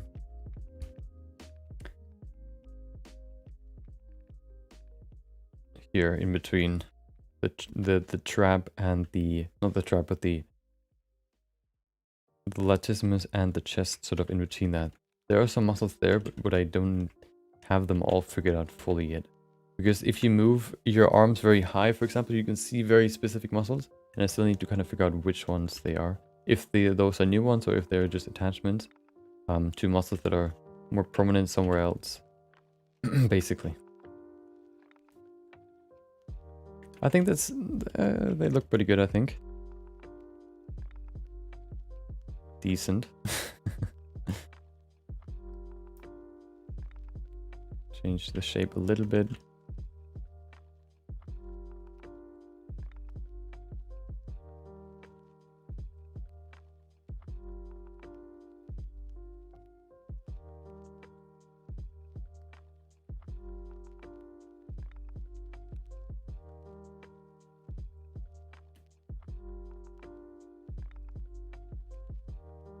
Once again, we veer into the question, or we go, you know, the question is important again.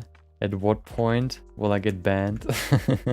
when is enough enough? When is it too much? Maybe once I add the nipple, maybe then insta ban, maybe. Who knows?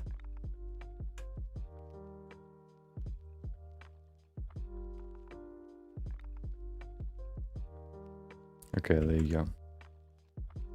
Maybe not perfect, but pretty good.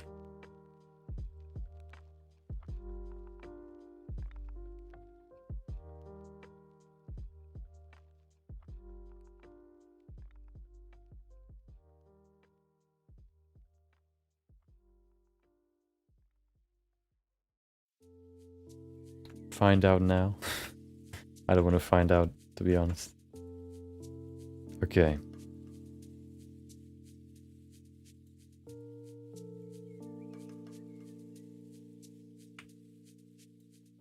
That looks pretty good. Now,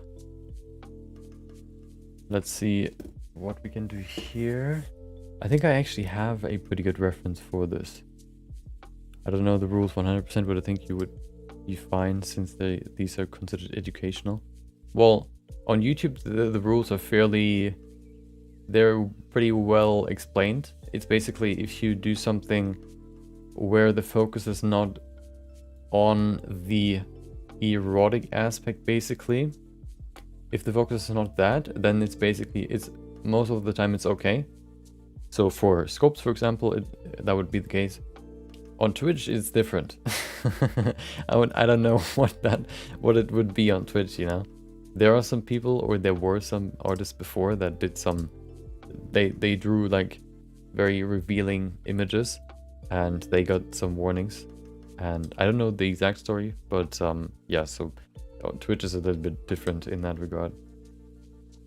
Welcome, Justin Mouse. Hope you enjoyed your Wednesday. Let me pull up the reference that I mean, so we can look at the. I still don't remember what that darn body part is called. Hold on.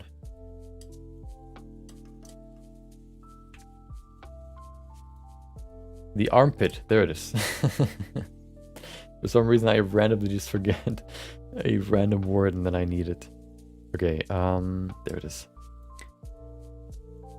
So, what I'm looking for is the armpit, and I should have some workout references for that. So we have one right here. They're a little bit blurry, but I think it should still be enough. So there you go. You can see here's the bicep. That's the biceps. You can see here's the latissimus connecting to the upper arm. We have the triceps right here. And I think the muscle that you can see here, which trips me up all the time, is the cobrachialis, the cobra. And I think that's the one that, here we have the biceps brachii. I think that's the one that is underneath the biceps. Or is that the brachialis? Hold on. I want to see cobrachialis. Cobrachialis. So, oh, it's that one. Whoa, that's a very short one. Okay. Yeah, here you can see it. So here's the biceps, the brachialis.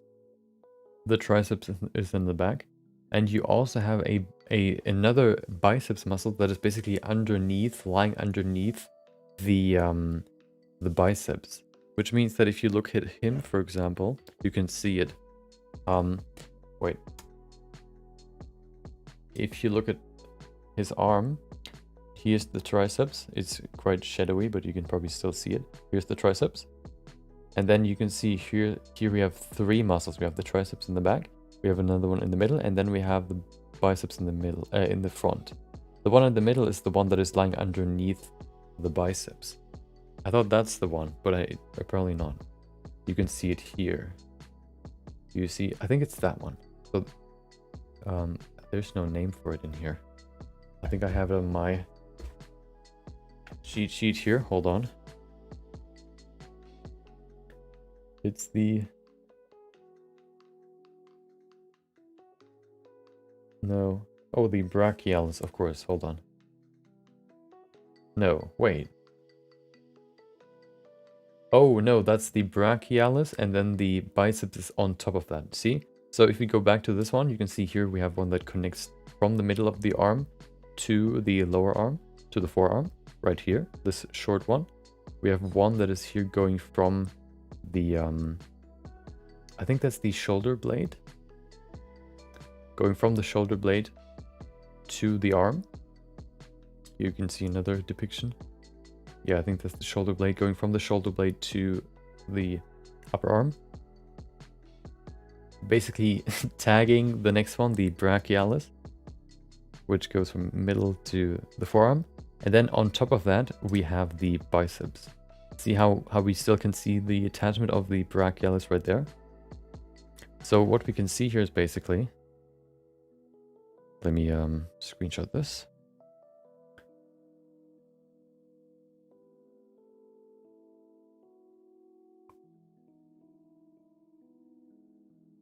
We have here's the biceps. There you go. Then we have the brachialis underneath it. And then we have the small one right there. That's the one that you can see when you raise your arm, which goes from the shoulder blade to the upper arm. What a little bugger. Yeah, the third, I guess, biceps muscle. Welcome, Arian. Hope you enjoyed your Wednesday. Welcome. Hope you had a great day. Maybe even a great week so far. So what we would see here is probably we would have the distinction between the chest, and then we would have a small muscle right here going to the biceps. I mean, underneath the biceps, I guess. I think we need some more detail on the biceps to really sculpt that in.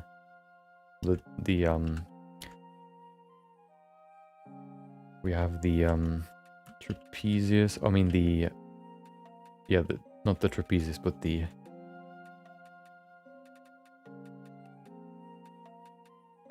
it's already one. Oh no. Already one. Oh no. When do you have to wake up tomorrow? Or today, I guess. For me it's today, for you well, no, for me it's tomorrow, for you it's today. Thursday in India.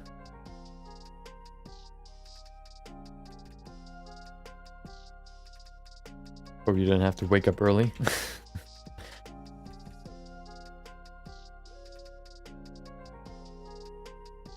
Yeah, so we have the triceps here. I mean the latissimus here. Right there. Oh, hello.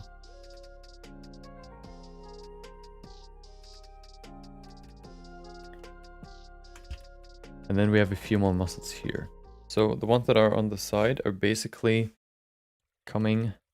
There are a few that come from here, from this direction. And then the other ones come from down here, basically the stomach muscles. Right there. And they sort of intertwine. Like this. They create this zigzag shape. Like this. I watched a video about these ones here, but I can't remember what they do. I think they help with, they stabilize the body. So we have stabilizing muscles here coming from the hip, and then we also have stabilizing muscles up top coming from the shoulder blade, I think. Just late night chilling. Nice, that's nice.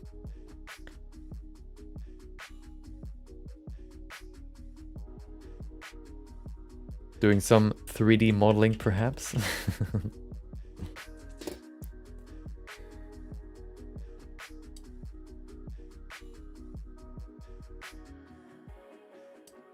Okay, so let's go to the other side, do the same here. We would have the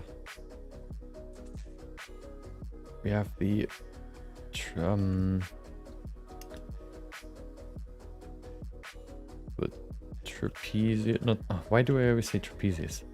The latissimus here, going down here, in between the biceps.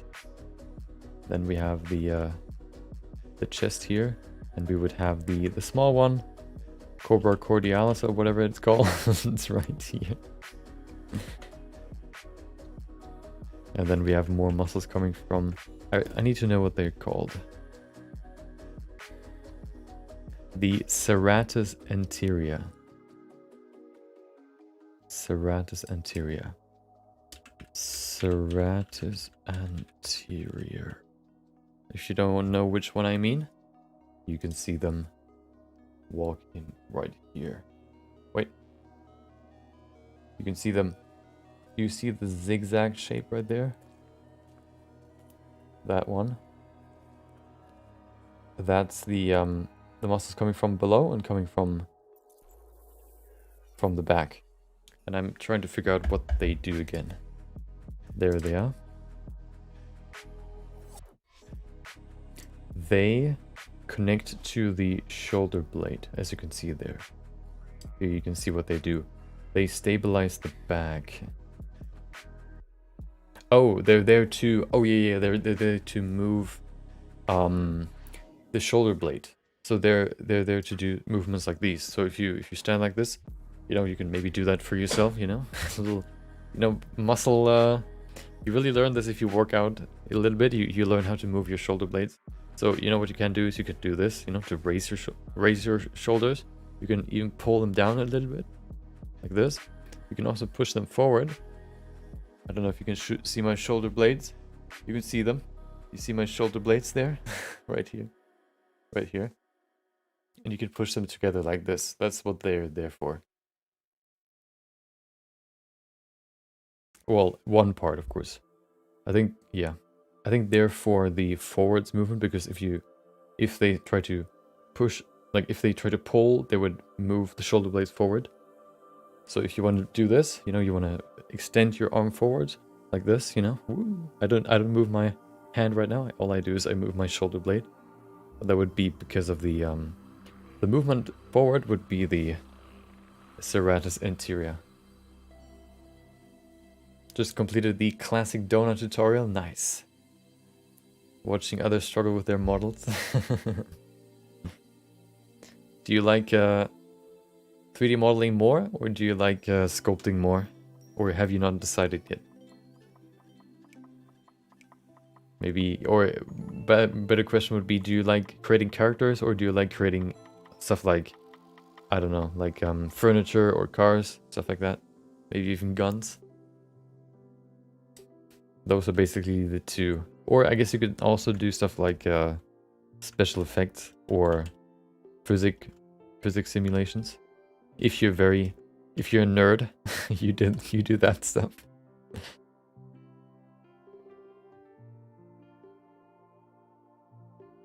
But if you're part of the cool kids, then you do sculpting. So there's really only one right answer.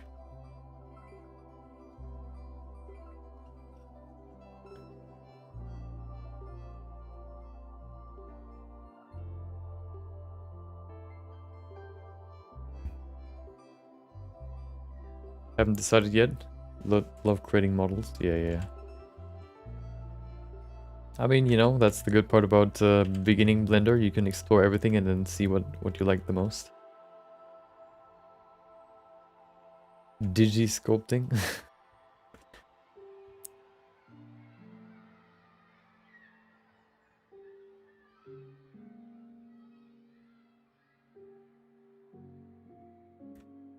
Okay, that looks pretty good. Yeah, I'm quite happy with that. Maybe we can go here, adjust it a little bit too. I want to pull it up a little bit so we can get the neck shape going. And then we can probably do the neck first, because that's pretty simple. Freeform modeling. Oh, yeah, I guess. Well, that's why it's called sculpting, I guess.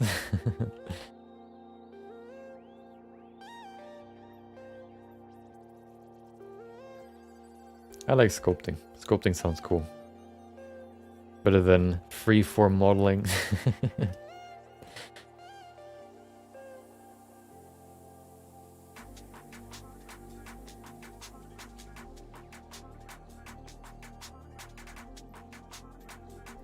Okay. coming together quite nicely. Let's go to the, hold on, this looks quite flat right now. Oh, hello.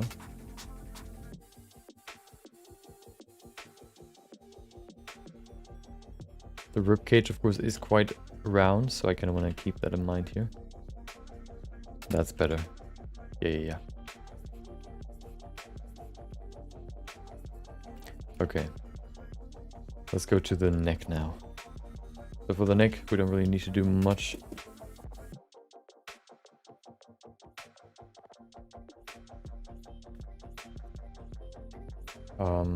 First of all, of course, 0.05 probably. That should be enough. So, if she's doing something like that, I don't think we would see a lot of her muscles, but she's rotating her head. So we would see the rotation muscle here a little bit more. The, what is it called again? Hold on. The sternocleidomastoid. We would see that a little bit on the right side, not on the left one.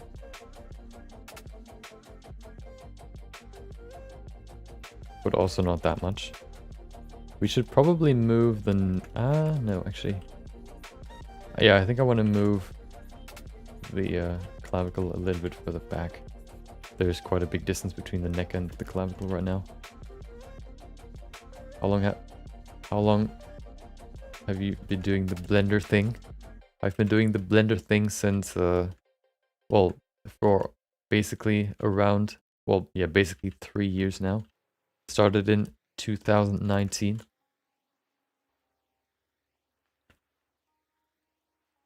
Still not getting sick of it.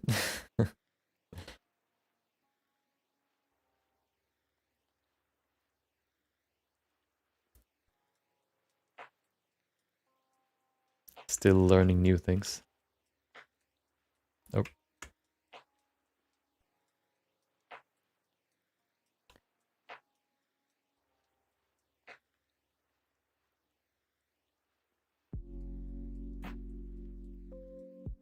That's a good part about Blender, you know? Blender is like a game with endless possibilities. Like a sandbox game without any rules. You can basically do whatever you want. So you create your own content basically.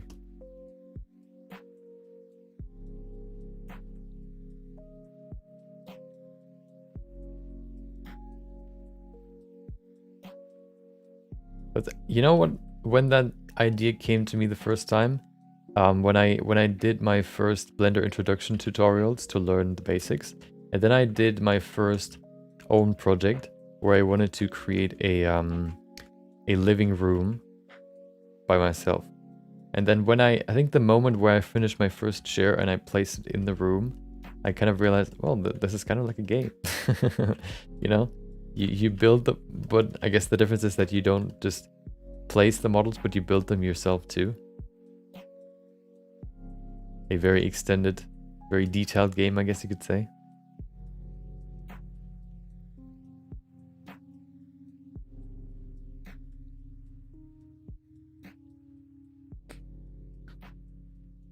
So there's a long time when I would be that good at Blender. I mean, I actually took a break for a while at some point, probably like 3 months or so.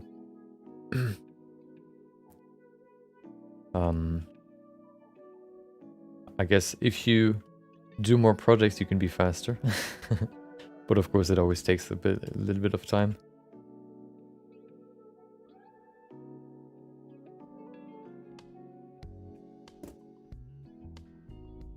You pretty much enjoy Blender? Yeah.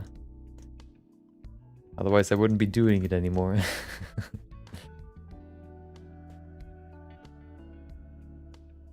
I don't really, yeah. You know, it's like at least so far, it's like a game that never ends, or with infinite content. So, I don't really get sick of it. There's always something new, you know, I want to do. Something new to explore, to learn. Every character is a little bit different.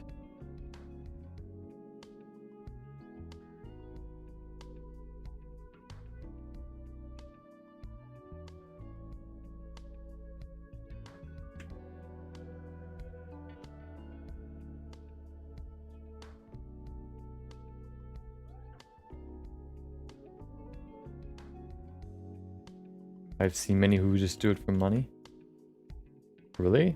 I mean, I think only doing something for money is always a bad idea. But I guess, you know, some people just do that, I guess.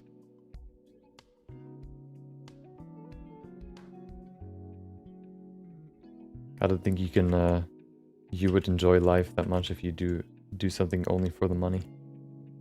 Because at some point you realize it's not all about the money. The monies, the coins, gold that you earn during your quests. Welcome, Hustler. Hope you enjoyed your Wednesday. As you can see, we finished the chest. So let's go to the arms now.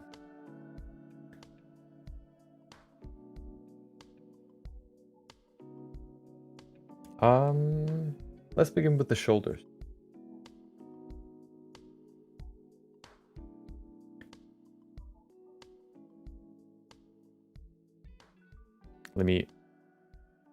I'm gonna sit down real quick and then we can continue.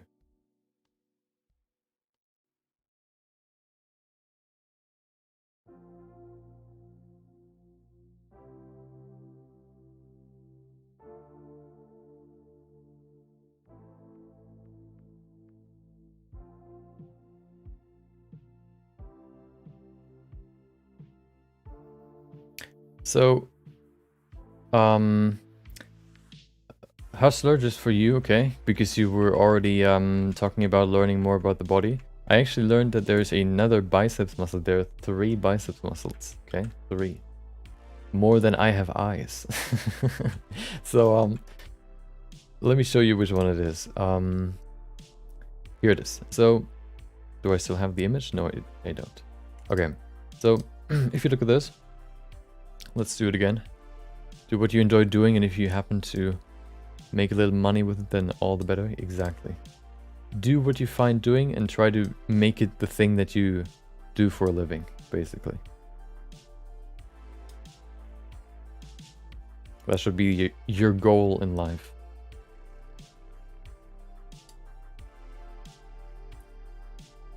At least, in my opinion. Okay, so... hold on, there you go. So we have, well, the biceps, which connects to the, of course, arm here, which attaches to the arm, and then up here too, which is right here. There you go. So that's the biceps, okay? Hold on. I need to figure out this overlay painting program. There you go. So that's the biceps. Then we have another biceps underneath this one, which is right here, connecting also to the lower arm, forearm, but ends somewhere in the middle of the upper arm. And then we have another one, which you can really only see if you... oh, there you go. Okay. So here you go. Let me get rid of this real quick. Let me do it again. So here's the biceps. There you go. Okay. Have a nice day. Keep going. We'll join you next stream. Okay. I'll see you then. Hope you enjoy the rest of your day. Hope you get some good sleep. So this is the biceps. Because you have 4 triceps muscles. What do you mean? And then you have the biceps here, which is connecting to the upper arm right here, roughly in the middle of it.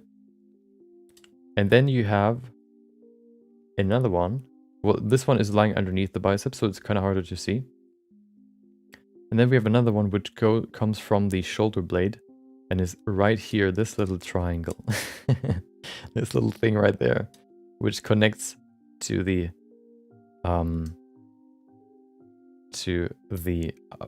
upper arm bone right there and goes to the shoulder blade too. So we have a little muscle right there. You can see it if you look at this one here. That thing there, that little muscle right there. You can see it oftentimes when you see very muscular people, and they raise their arm. Because you have 4 triceps muscles, so yeah, you have 3 triceps and you have 3 biceps. Let's look at the triceps too, so we can see that. Triceps muscle. The third one is also kind of hidden. It's another... There it is. It's a little troll, basically. Yeah, hiding underneath their big brothers. There you go, you can see it here. Good old 250 by 250 images. Here are the big ones, the 2 big ones right there. Both connect, well, all 3 of course connect to the lower arm, to the, I guess, elbow. And then we have another one, little thing down there, going all the way to up here. So there are 3 triceps muscles and 3 biceps muscles. I don't really think the third, the small one for the triceps, really does a lot for the shape of the arm when it comes to keeping it in mind for sculpting. But I think the cobra cordialis, or whatever it's called, cora cobrachialis, the small one down there, which you can see here. This one, you can see it in, yeah, when you have like muscular people and they raise their arm. Let me give you an example. If you go to my good old inspiration, Wanda Kurenawin, or probably a different pronunciation. Here it is.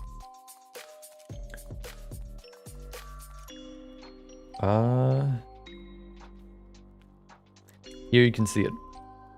I think that's the muscle, because you can see here that's the trapezius, the latissimus.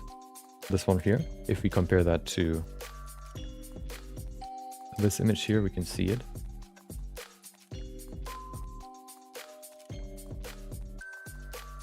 Okay. So, oh, hello. There you go. So we can see the triceps is right here, which you can see right there. You know what? There you go. Okay. So what we have here is we have the triceps right here. And you can see it right here. Well, it would also connect all the way to there, but that's the shape that you mostly see. There you go. So that's the triceps. Then we have the latissimus right there, which you can see right here, connecting to the bone that is in here. Oh no, I messed it up. Hold on. Okay. And then we have the biceps, which is right here. Biceps is right here. Okay. We have the shoulder, which is right here. You can't really see it on this side. Well, hold on. I think this it's I guess it's included too, which is right here. And then we have this small little bump that you can see here. See this little shadow down there? And that's always, I always wondered what that is. And that is actually this thing here. The cobra cordialis or whatever. It's right there. There it is. So now I finally know what that thing is, and you know what it is used for and why it is there. Okay, good, finally.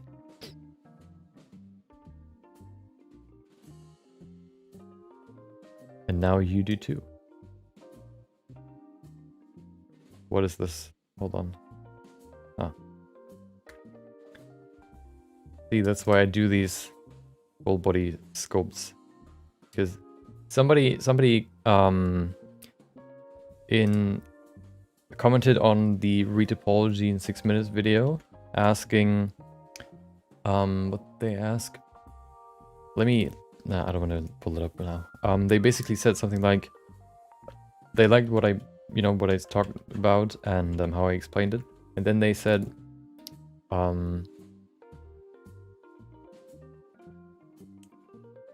okay, I completely lost what I wanted to say. Wait. Oh, yeah. So the main thing was that I basically said that to understand retopology, because they had some questions about retopology, to really understand retopology when you use certain techniques to sort of move edge flow or kind of rearrange edge flow, you kind of have to do it yourself. So you learn when you need these, or when and why you need these techniques. I think there are some things that you really more have to do yourself to understand them than just watching a video. It's kind of hard to just, for example, look at a retopology video and then understand why you would use certain, you know, techniques to arrange the topology. You kind of have to do it yourself, because by doing it yourself, you learn not only how to do it, but also you learn why. I think why is always the second most important thing to learn when you learn anything. So if you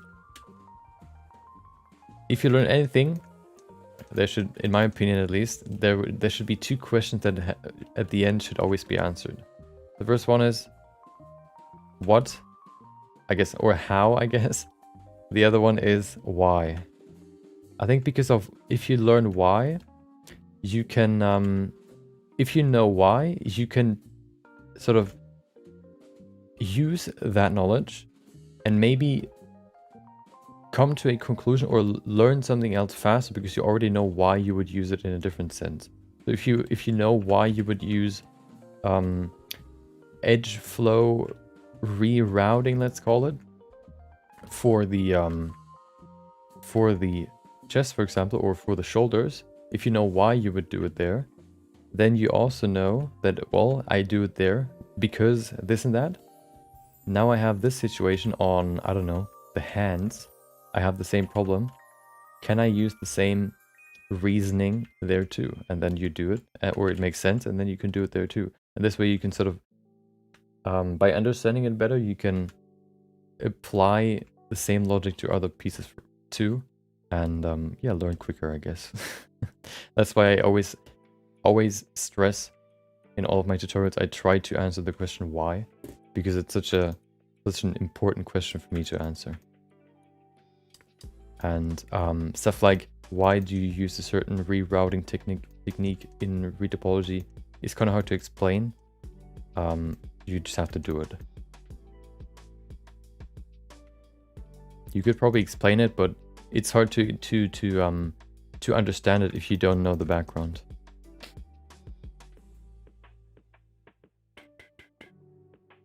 Okay. Let me save this as... No, you know what? No.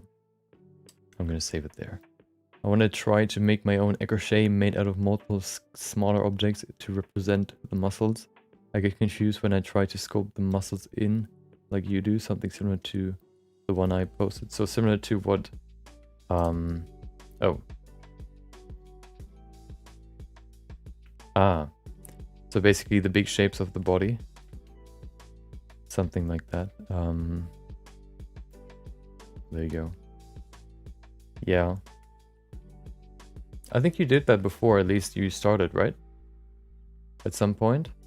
You showed something similar like this, where you sculpted a body. I actually don't know how I learned... if you would ask me how I got to this, how I can just like sculpt the body, I think it's a mix between multiple things. Why do I sculpt in layout mode? Yeah, I think it's a mix between multiple things. I worked out for like 3 years or so. So I learned a lot about the muscle anatomy and how you work different muscles. So I kind of already knew where a lot of the muscles are. So I kind of had an advantage there. I did drawing before, so that's where I learned a lot about, where I learned a little bit about anatomy too. Same for faces, for example. So I always had like a small head start, I guess, when it comes to learning anatomy. So I don't really know how I got to this point, really. I could probably sort of come up with a way to get to this point.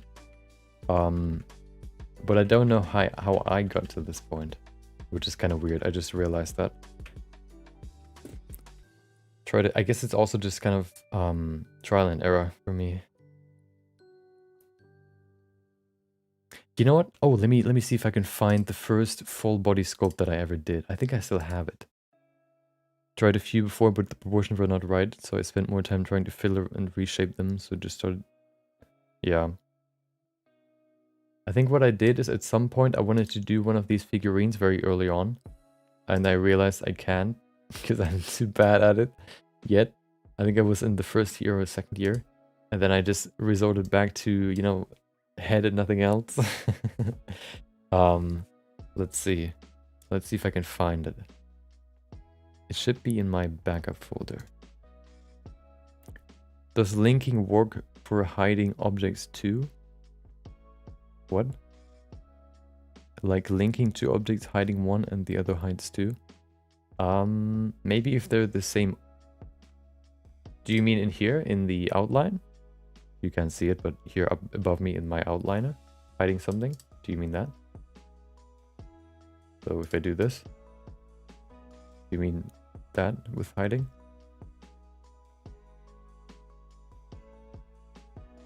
Oh, let me see if I can find that piece. So I played Fury the game at some point. I liked it. And I wanted to do a figurine of it.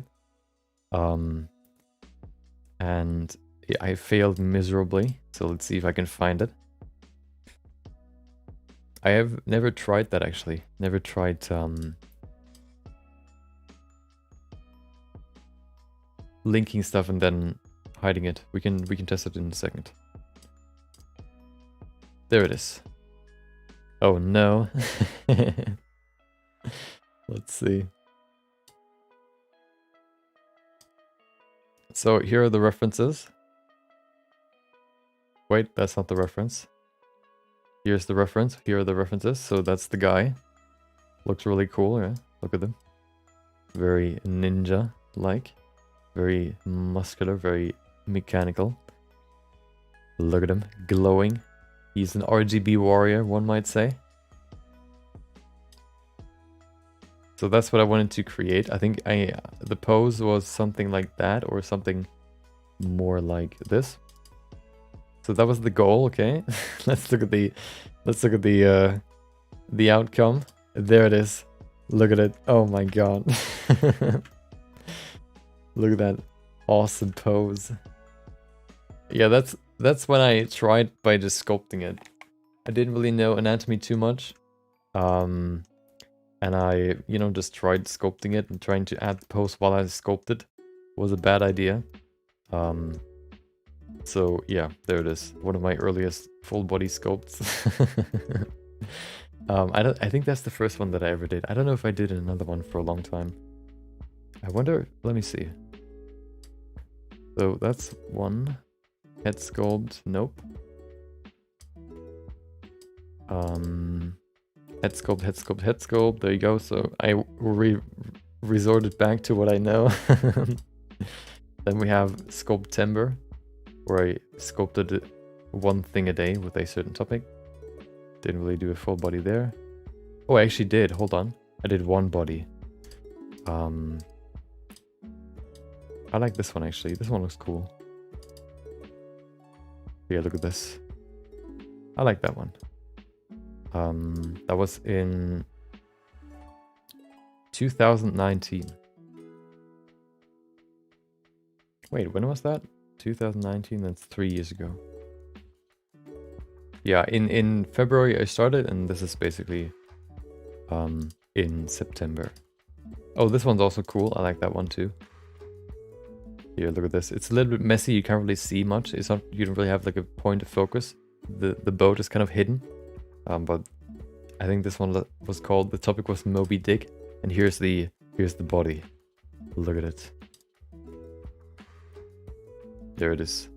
I actually thought this one turned out quite well, even though I was still quite bad at sculpting the face and the body. But I think the pose kind of, or you know, everything's sort of hidden, so it was a little bit easier to do. But I think that was sort of the last or the only body that I did for a long time. Here's, nope. I think that at some point I also included shoulders more. Here are hairs. Yeah, we can see here. That's my biggest hair, or one of my earliest big hair projects. I found like a cool reference at some point, and I wanted to recreate it, so that's what that was the end result. So here we can see some shoulders. Can we see more hair? Okay. Nope, we don't have any. Well, we have shoulders here, but do we? Yeah, there you go. Shoulders are quite thin, but still, we have some shoulders there. So I learned a little bit of shoulder anatomy, I guess. And then at some point... Wait, what is that one? Model? What is model? Oh, the dude itself. How big is he? Wait, there's a video? Oh, yeah, I uploaded that. Hold on, let me see what that looks like. Let's see what my old sculpting process was like. Let's look at it. So, here you go. Just somehow putting the eyes in there. Don't even know how big they are or how big they're supposed to be. See, there it is. I used the same technique 3 years ago or 2 years ago that I use now, but a little bit better. Look at it. I still use the same technique now, where I just, you know, add the eyes and then I just bring the surface, or I kind of cover them, and then I reveal them again. I open, you know, see? I was right 3 years ago. But then I strayed away from the truth, and I I recently rediscovered the truth again. See, this way of doing it is just so good. Look at it, just unbeatable. Hold on, yeah.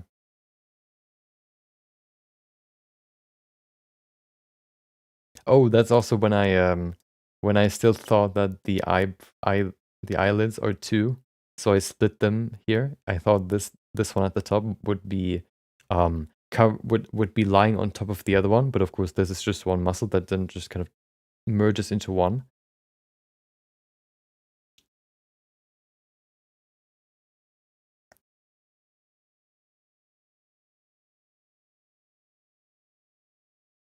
And then I don't know what that is. Oh, I created some eyes. Yeah. There you go.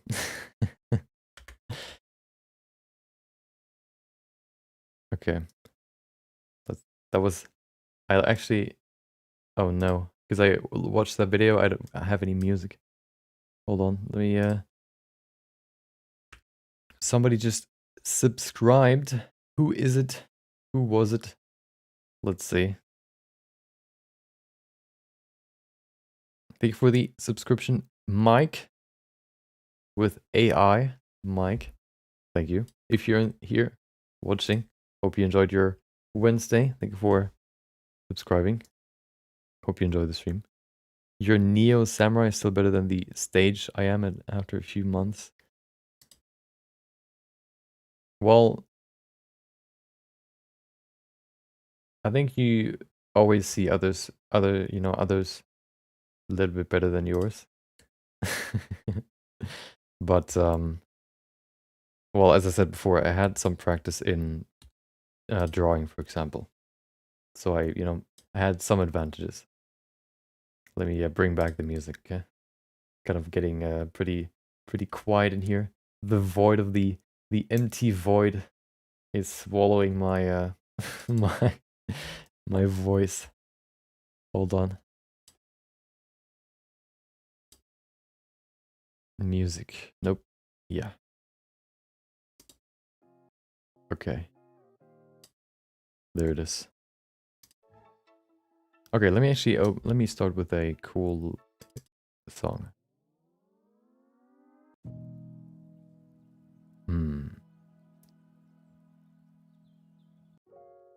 Oh. DJ. There it is. Can you actually hear that? I think it's pretty quiet. Yeah, it's very quiet. I don't want to make it louder. Well, I guess it's too quiet. Hold on, let me grab another one.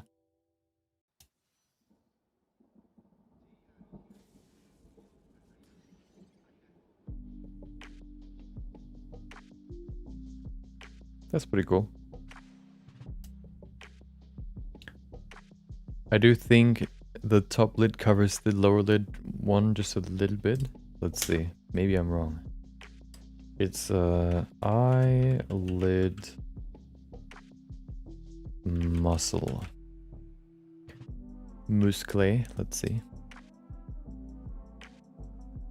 Can I please see the eyelid muscle?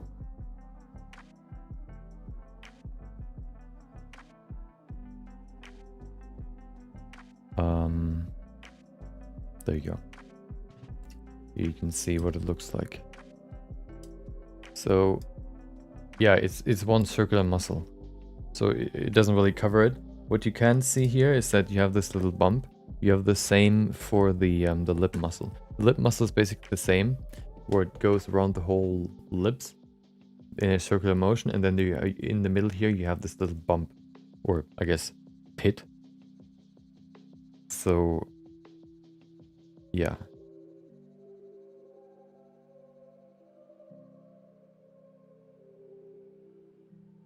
I think these white lines here are basically the same that you have in the middle of your abs. Sort of, I don't actually know what it is, but where the muscles sort of, I guess, merge or tighten up maybe.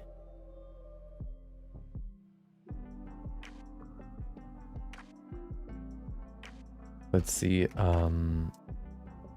lip muscle. Here you can see it in the middle there. A little bit harder to see.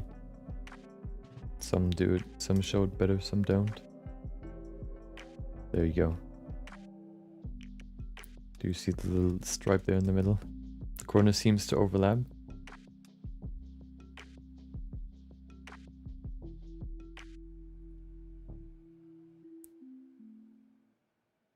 You mean this little bump right there? It's not really overlapping, it's one muscle that's sort of, it's a circular muscle. Maybe I'm wrong, but that's how I see it. Let's look at, eyes.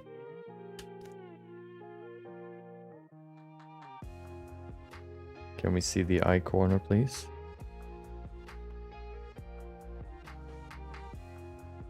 Eyes. 3/4. Wow. Of course, all you find is all you find is. Hold on. This one seems promising. So what do you? Yeah, it seems like it does. There, you know, but it's weird. Sometimes it does. I don't think it's the eyelid. It seems like if you go back to the anatomy,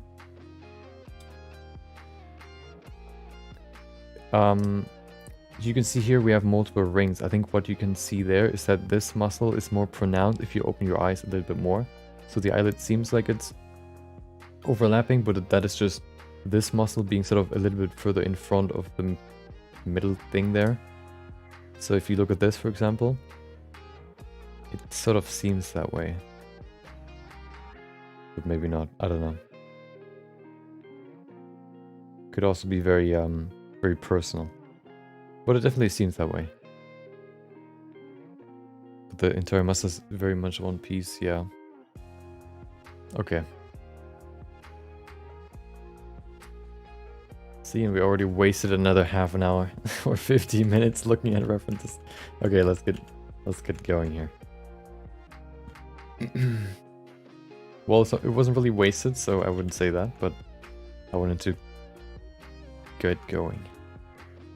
The one question that I have is why, and I know why. I need to apply the scale. Flip the normals, there you go. Okay.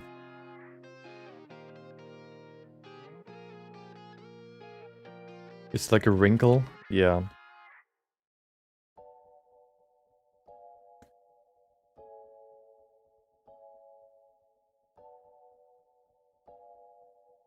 Oh, there's the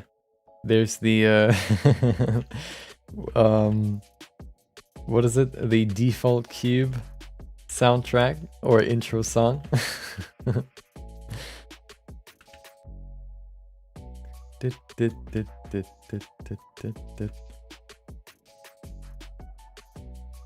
Welcome back to another tutorial. Today we're going to show how you can create randomly running insects flying around in your scene. We're going to do it in 20 minutes. It'll be fun. Let's go.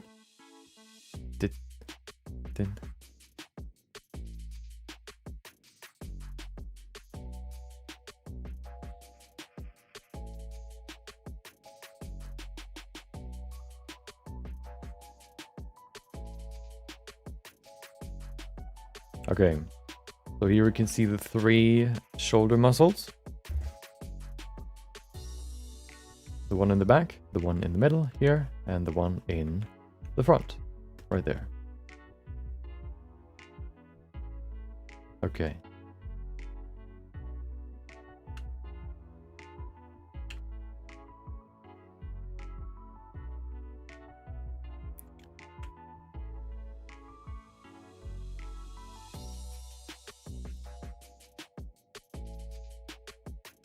Okay.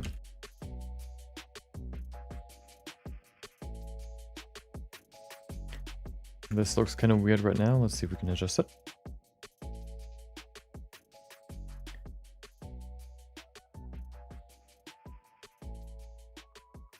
know what the good part is about artists, or being an artist, being a visual artist, I guess. You can always just look around and you can always learn more about whatever you do, or at least, you know, if you do like anatomy, for example, or if you sculpt characters. Every time you look at someone's face, you can learn something new or something you can incorporate into your next sculpt. That's the best part about being a visual artist or character artist, for example. You can always find something new to use as reference. Or everything is basically reference, everybody's reference. You use them and they don't even know about it.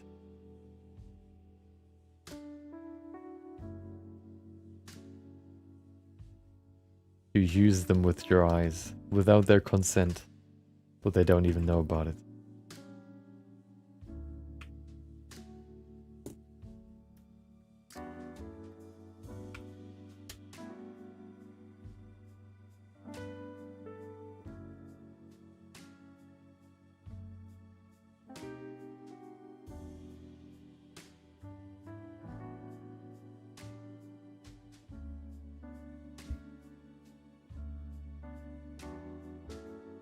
Same with if you do like, you know, I actually had the same sort of situation when I learned more about shading or creating photorealistic textures, for example, or, you know, materials. Looking at all the small details or all the small bumps in surfaces and how they make something look more realistic. Yeah, basically every time, or, you know, if you're somebody that really wants to do something photorealistic, the world is the best reference, and that's the best part about it. You can just go out into the world and you can very easily find the best references. You just need to, you know, look around. That's the best part about it.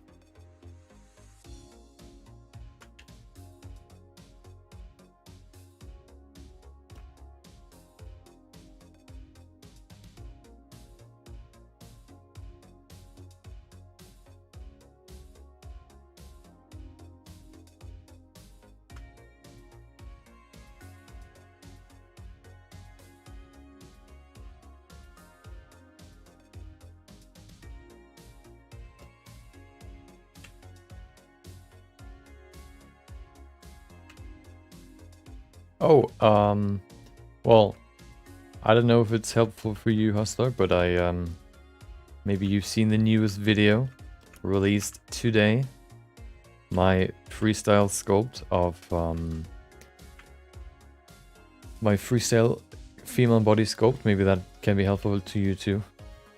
So to, well, I guess it can sort of show you the base shapes of the body maybe a little bit.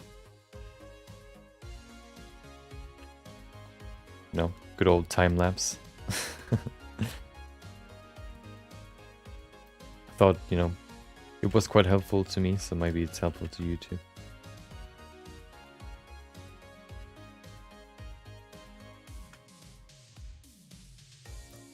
I especially wanted to focus on the body with that one, or the abs with that one. I really wanted to nail those, because as I said before in one of the previous Chun-Li videos, I really wanted to nail the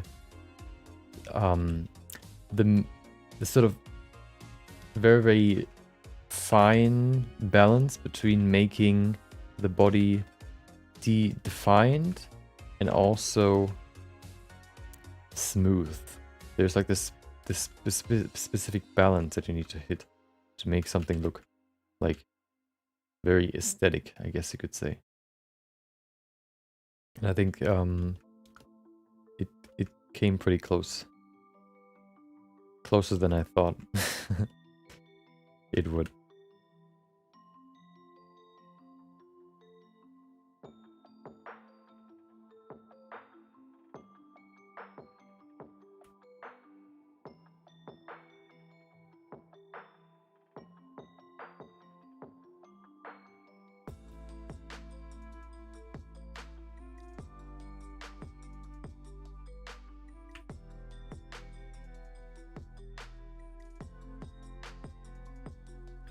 Okay, shoulders are pretty good.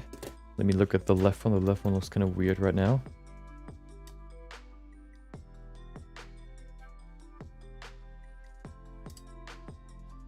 I think I need to move the chest a little bit higher. Okay.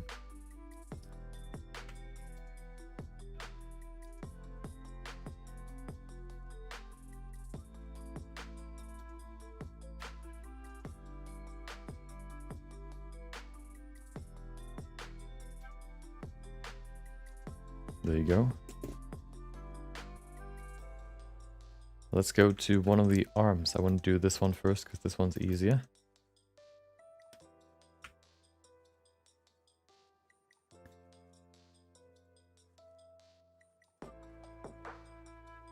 Or, you know, you're making a skelly. Oh. I actually thought about using the hair technique that I used, or that I showed at some point for an crochet or modeling a body. So where you grab I showed it before, where you grab a plane and then you shift exit, so you merge them all together into one on the pivot point. Then you can extrude it upwards when you can select it.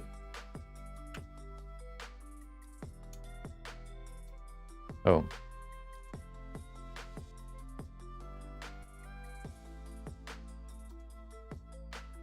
Well, sometimes it glitches, okay? You can also do it by oh, I think you have to do it. Yeah, you have to go into vertex mode. Merge it, and then you can extrude it upwards. But then you can do something like this. You can apply subdivision, maybe 2, then use skin, and then use another subdivision. Okay. What you can do with this is you can create pretty simple muscles by making the ends here quite thin. Control A, and then making the middle part quite big. The only problem that you have with this is that they are always round. They're always like cylinders. I don't think you can make them flat. So if you scale this, see, it doesn't do anything. You have to... Oh no, you can.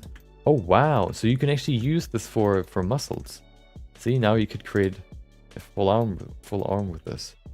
You can move this down, make it nice and round, create a good old muscle like this. You can also can you twist it? Rotate, right? How do I don't remember if you can actually twist it. I think you can.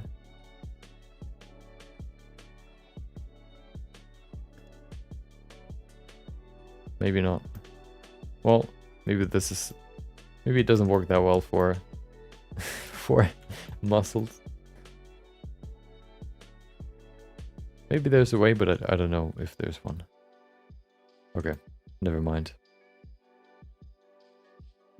Okay, now let's add the trifecta for the biceps and the trifecta for the triceps.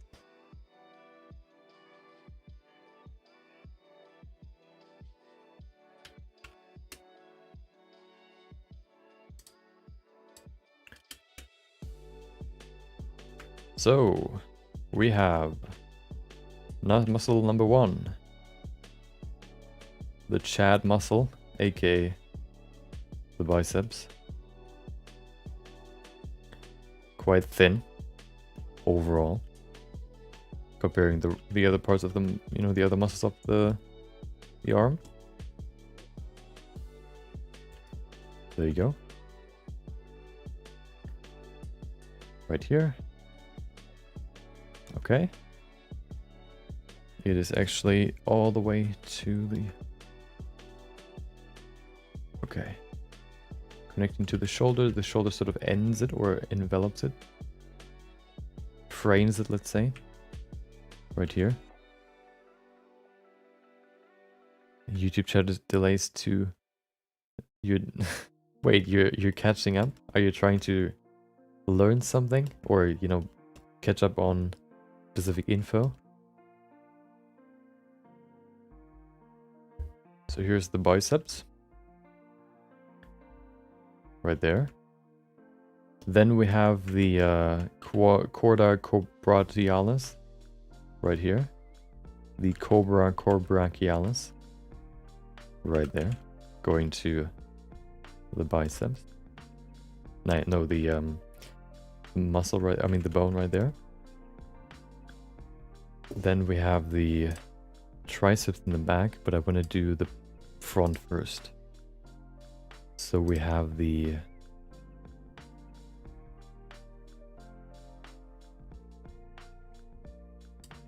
biceps right there.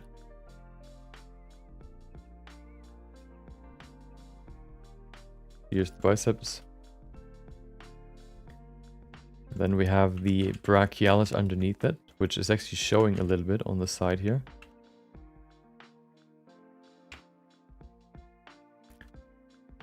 I said I was going to use the same technique you used to create a muscle fiber, but YouTube seems to not show that message. Oh. Yeah, it's I don't know if it is that useful because you can't rotate it, or I don't know how. So if you can figure it out, please tell me. Because it's a cool way of modeling.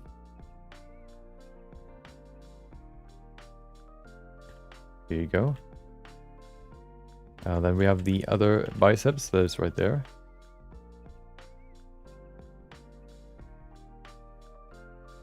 Test. Maybe the YouTube chat was down for a sec.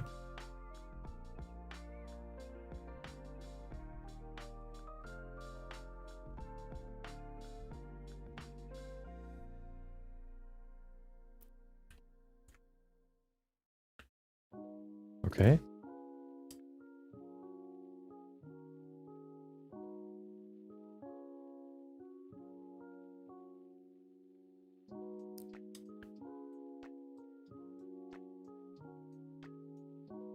Then we have the triceps right here.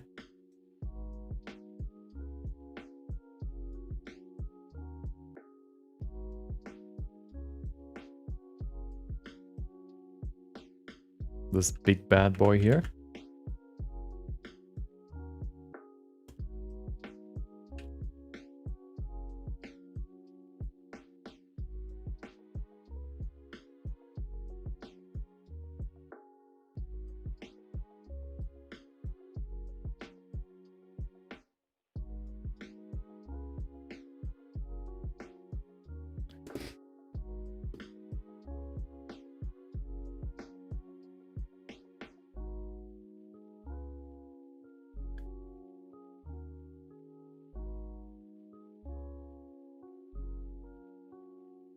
Right here, okay.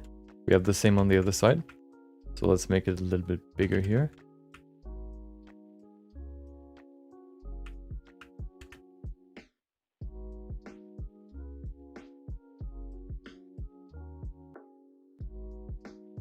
Going to the elbow, right there. We have a little triangle here. Wait, we have a little triangle here, which will be filled by the forearm muscles too. So we don't need to fill that right now. We can do that soon. But here we have the two visible triceps muscles.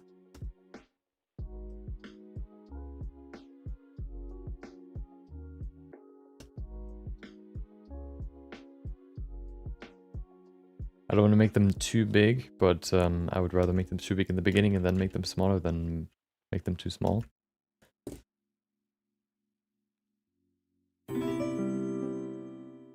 One way to twist it is to extrude one of the tips of the muscle again and move it on the inside then, I guess, but that's sort of...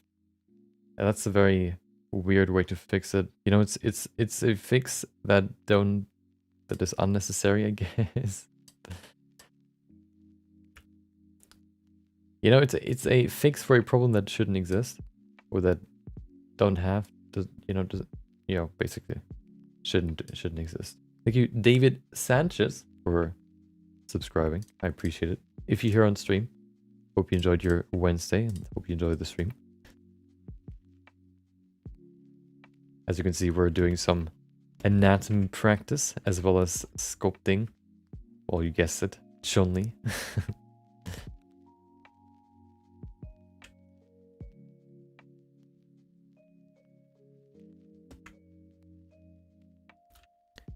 Just apply the modifiers and use good old... Yeah, no, that's annoying. You know, you could have a simple solution, but you don't. So you need to come up with other solutions. That's what I'm talking about, you know, when it's unnecessary.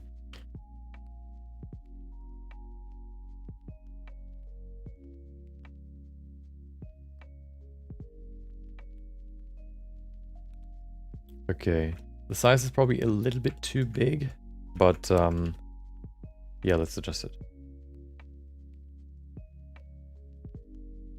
There you go. That should be enough.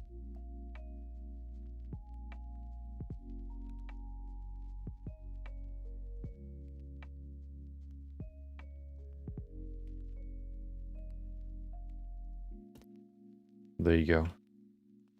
So that's the biceps, the brachialis. We have the cobra brachialis. We have the triceps. We have the yeah, we have the triceps. There you go. Then there are two more, which I just talked about, which is this one here, the forearm muscle, right here.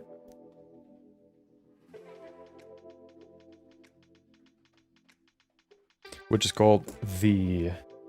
Let me just look into my brain real quick. It is called the brachioradialis. No, brachioradialis. So all about brachy.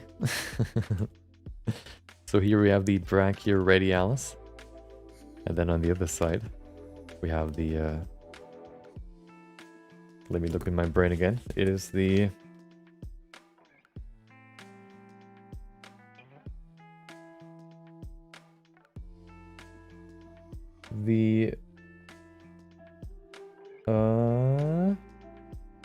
well, it's kind of split up into multiple small muscles, so it's hard to see what it is. Oh no, there's a good one.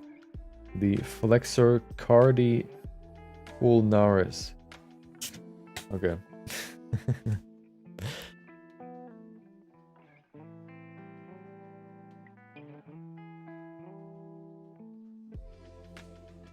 Right here. Filling this void. This volume void.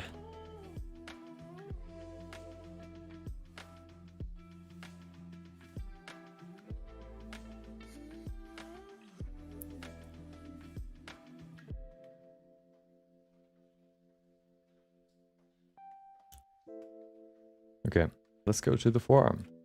I'm not gonna fully flesh out the forearm like detail every muscle, because they're quite fine. I guess we can sort of do it broadly. What do we need? What do we need? Oh, I need to retopologize. Well, that's a big. How about we go to 0.03? There you go. So for this one, oh, well, maybe we should adjust the elbow too.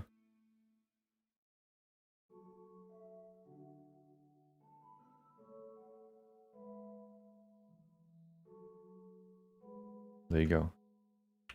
So we have the brachioradialis here.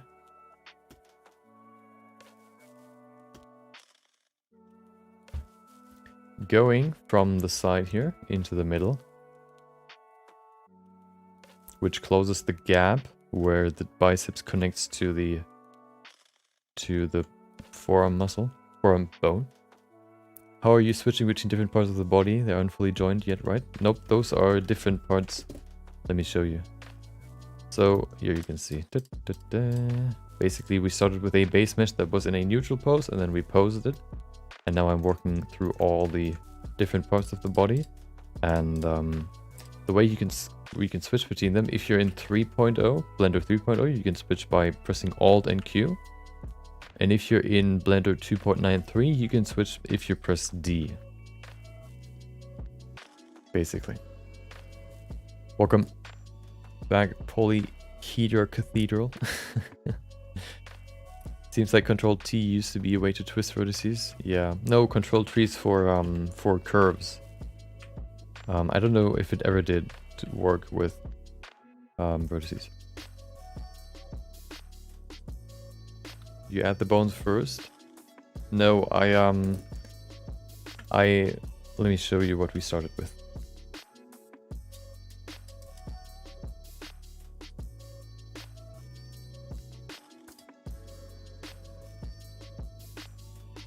There it is.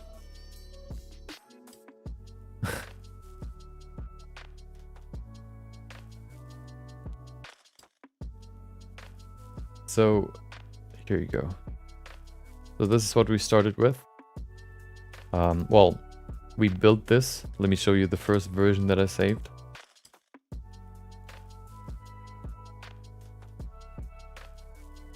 Can I open a third version? Let's see. There it is. Is it this one? Yeah, here's the first one. I basically just used a cube, applied a subdivision modifier so I can shape it this way. So I built the base mesh first in a T-pose, and then I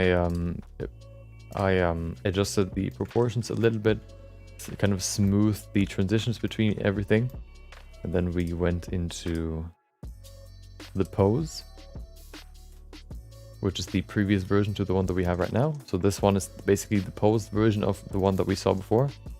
And after we've adjusted all, well, now after we have the pose and we're happy with the pose, I applied everything, and now we have been refining the body, which is right here.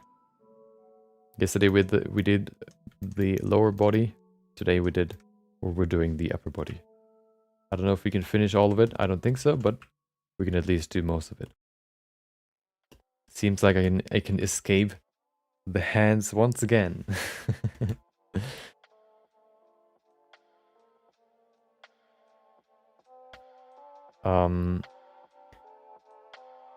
I don't really care about the poly count because this will be 3D printed, and having lower resolutions definitely helps in 3D printing, but only really when it processes the model and prepares it for 3D printing. It doesn't really change much in the actual 3D print itself. So I'm not really I'm not trying to make this low res or whatever, or I'm not gonna retopologize this. What I'm gonna do is I'm gonna merge all the pieces together with Boolean, and then I'm gonna do some fine finishing touches, basically fixing all the seams. So you know, it looks like a coherent mass, I guess, or like a, you know, that there are no seams basically.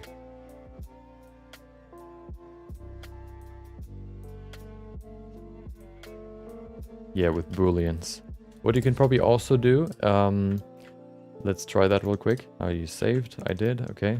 So what you could do, because these ones are quite, well, they're quite, you know, intermingled. What you could also do is you can join them like that. And then you could, let's go into L. You can see they're still together. Well, they're in the same object, but they're still intermingled. So you could maybe either use a remesh modifier to merge them together like this.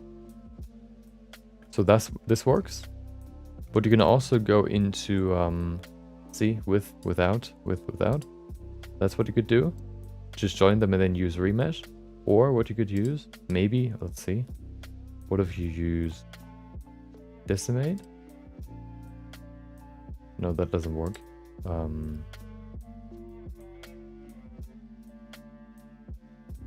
What you could also use is you could go into sculpting and then use the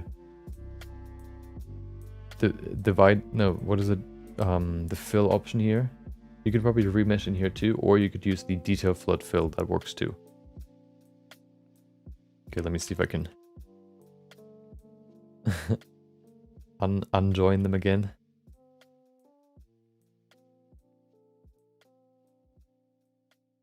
Yeah, so at some point we're probably just gonna join everything, or in parts, and then we're gonna merge everything together. There you go.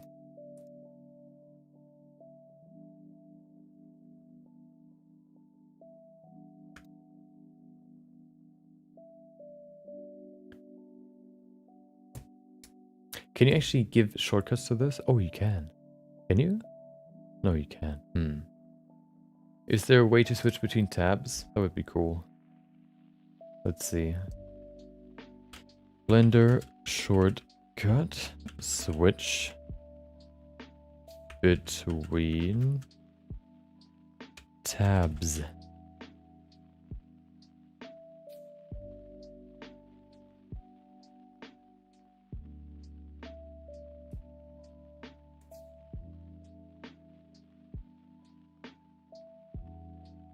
What are they called? Workspaces. Shortcut switch between workspaces. When you press Ctrl plus, you change from 3D view to compositing, to code workspace, to video editor to tracking. So if I press Ctrl plus, I zoom in. Well, that's hold on. Control left, Control right. That doesn't work. You're trolling me.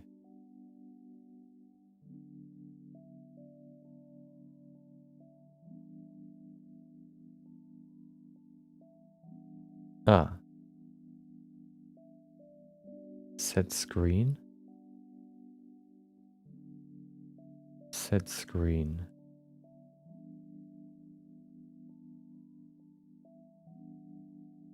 The way the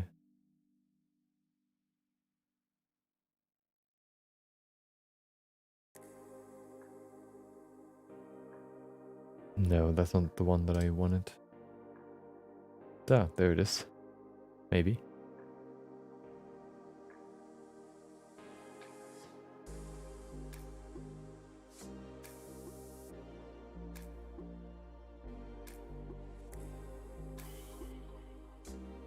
Let's see if there's a function for that in the settings. Preferences, I mean. Is it in key map? Key binding. No. Name. Workspace. Control page down. Control page up. Where's page? Oh.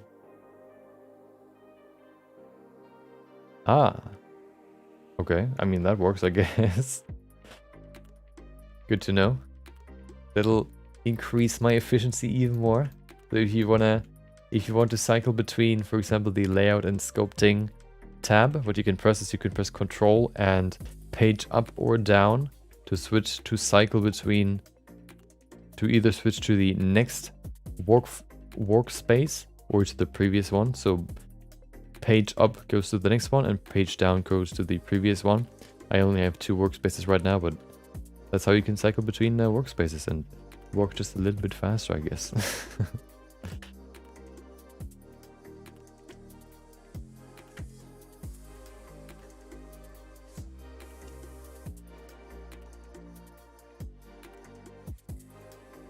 So here's the muscle that goes down here for the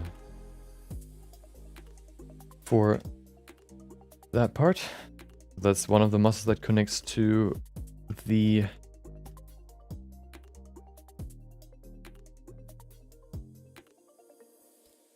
upper arm. Well, all of them connect to them, but these ones connect very visually to them. Right here. We need to twist it a little bit because it needs to connect to this side of the hand.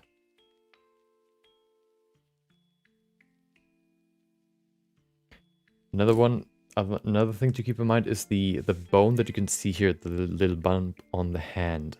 It is always on the opposite side of the thumb. So if you look at the thumb, and the thumb is pointing from downwards and away from the camera, that means that the bone bump here is in this direction to the camera, right here. So that it's always exactly in the opposite direction of the thumb. Another thing to keep in mind. So that's basically the thing that you basically always see when you sculpt hands. I think there's some poses where you don't really see it, like this one maybe, but it's always sort of there always.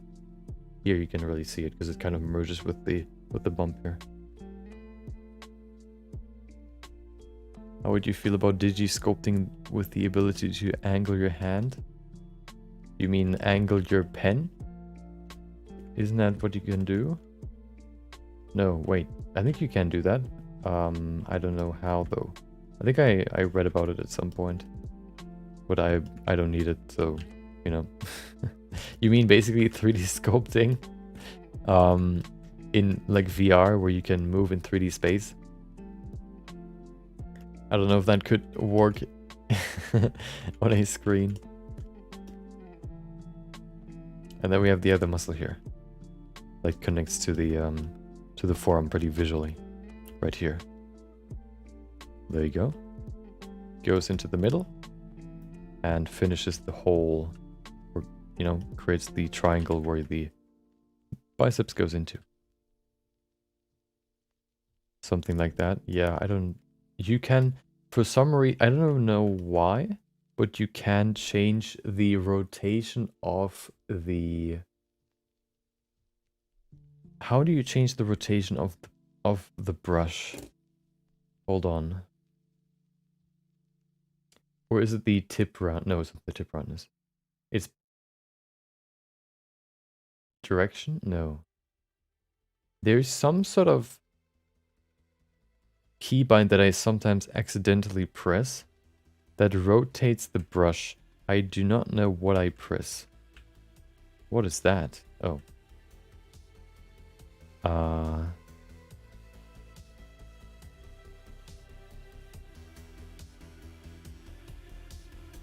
So Control F is, oh, there it is, Control F. What is that? The angle. So what happens if I change the angle for this brush? So that's what it looks like normally. So if I change the angle now to 180, nothing happens. Sick. What if I do to 271? Nothing changes. Well, that's why would you change the angle? Hold on. Blender sculpting, change brush angle.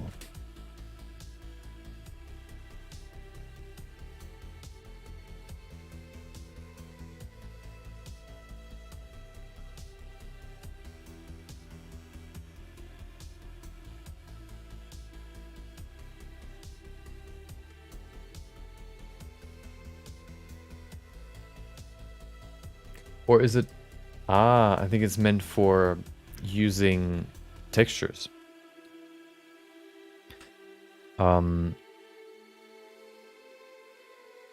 because all the standard brushes are they're round, so you don't really see what they do. So look at this. So here you can see that's what it looks like. We have the corners here, here, here, and here. What if I rotate it now?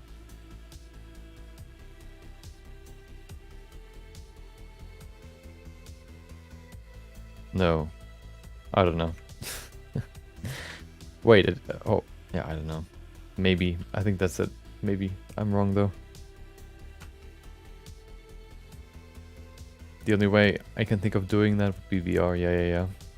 That's probably why I like polymodeling, since you can control each individual vertex, which changes the angle of the edge.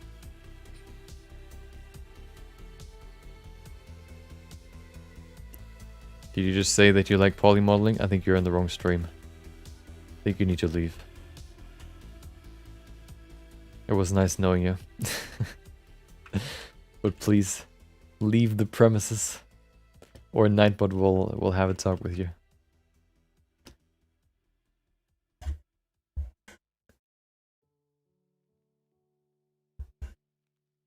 Oh. I don't say this because I want to. I say this because I have to, okay? It's not my rules. They're not my rules, okay? So don't make this hard. There's gonna be a countdown popping up on your screen. And if you're not gone by that time, then bad things will happen. It's somewhere, it's just 1 pixel big, so you need to be really you need to watch very closely. You do like sculpting? Well, but if you like sculpting, then you can't like hard surface modeling, so that's where you fucked up, okay? You can't like both.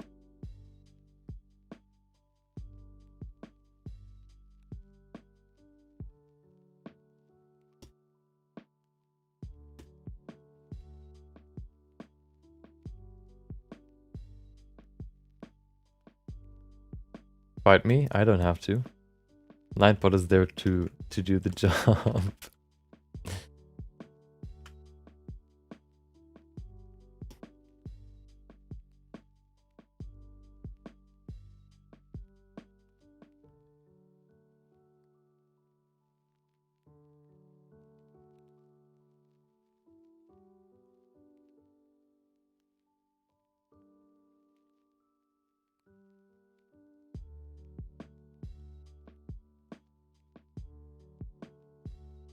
So let's get into, wait, yeah, into the forearm muscles. F for fun, exactly. I think you can somehow give Nightbot's responses to certain answers or to certain questions. I should do that. Create like a whole dialogue tree.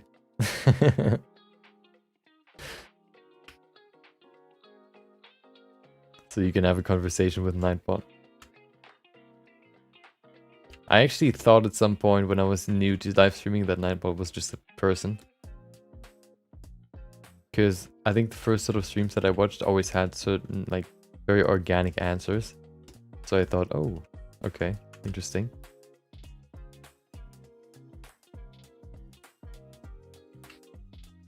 But then I quickly realized I was wrong.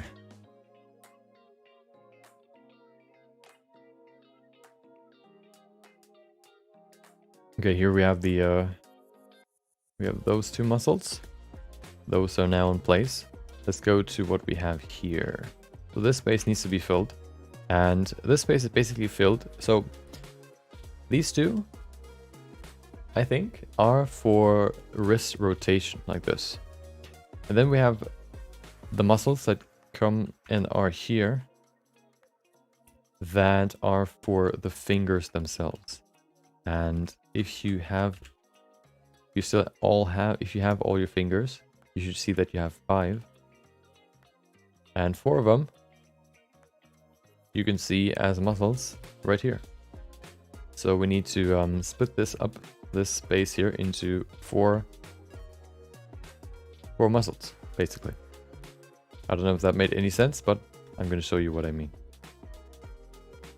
So now that we have the space, let's split this into 4. There's one that is sort of underneath this. That looks something like this. So here's the first one. This one is underneath the this muscle here, the brachiorhalis or whatever it's called. And then we have 3 more, so we need to split this into 3. Wait, is it 3? Well, there's one that sort of splits into 2 at some point, which is annoying, but we basically have 3 more here. There's one big one, which is here in the middle, and then we have 2 more on the side. So it would look something like this.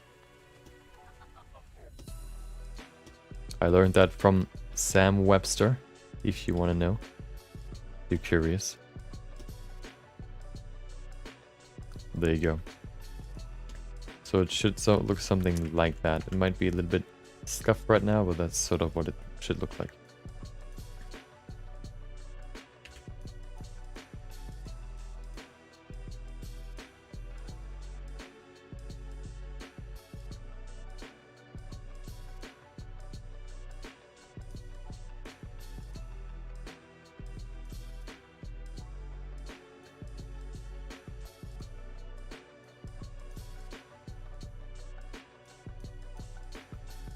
Another interesting thing about the bones of the forearm.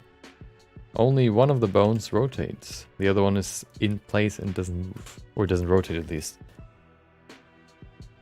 Yeah, shout out to Sam Webster. If you can hear this. I appreciate you.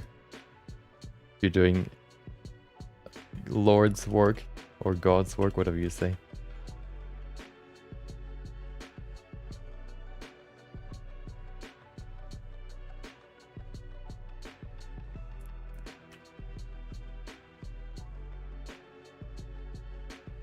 Okay, it's quite defined right now, but I'm gonna keep it that way for now. Let's go to the other side. I at least want to finish the arms, so we can do the fingers at some point, and then we can do the hands. I mean the face. Okay, first of all, control page up to switch, then apply the scale. And flip. Okay. Next up, 0.03. There you go. Okay. So let's do the biceps first, because that's the easiest one. Here you go. Should be a little bit more flexed than the other side.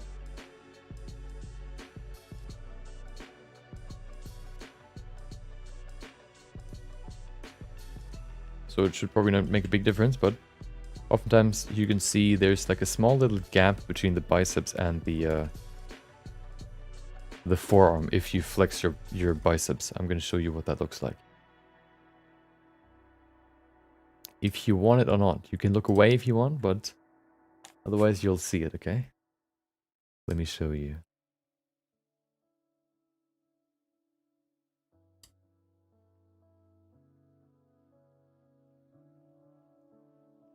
Here it is.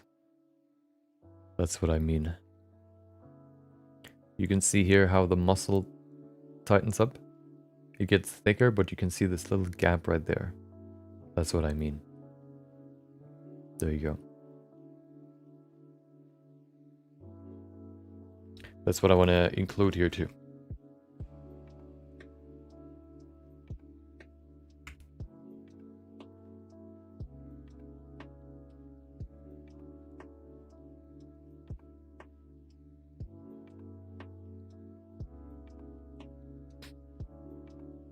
So it would probably look something like this.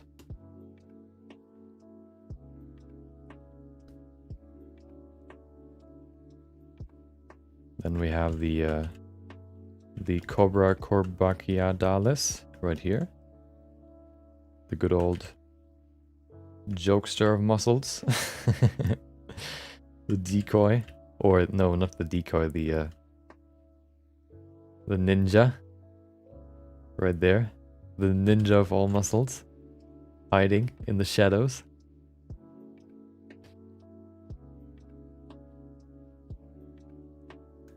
we have another one underneath the biceps, the brachialis, right here. Same on this side. Here we can see the brachialis more though. And then we have the triceps in the back.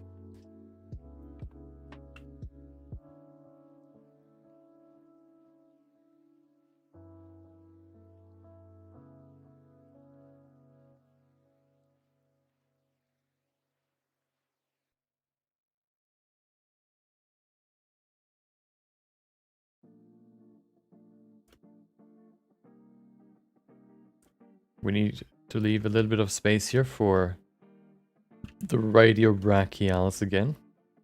This little triangle. The triceps here will be stretched more than on the other side because this one is, well, the triceps is stretched in this pose. Because the other side, the biceps, is flexed.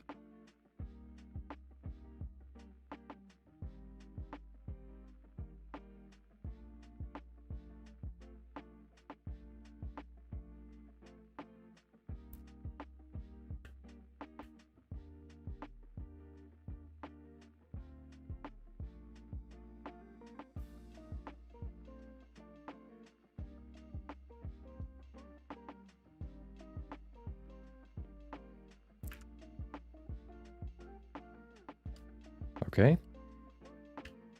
We need to leave a little bit of space here again for the the other one. What is the other one called again? That was the worst. It was called the flexor carpi ulnaris. Okay. Sounds like a Pokemon team. Get out there, flexor. Okay, now you, ulnaris. What was the other one? Oh, get out there, Carpi. Team fight battle. Carpi, ulnaris, and Flexor. Get out there.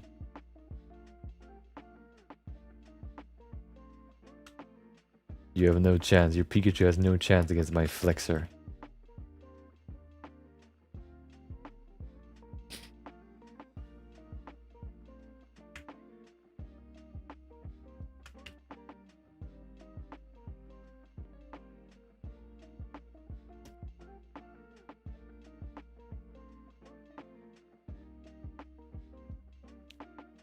Okay, that looks pretty decent.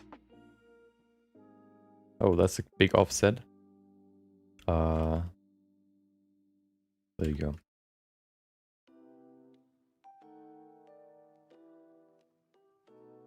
Okay, so we have the upper arm right here. Look at that, beautiful. Look at that beautiful arm. Flawless.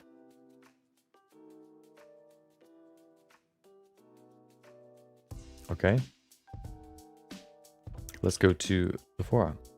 So for this one, we need to do the same. Apply, lip, and sculpt.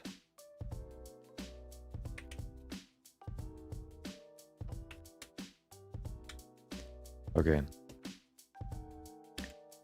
So this one, of course, the brachialis, once again, connecting to the side here.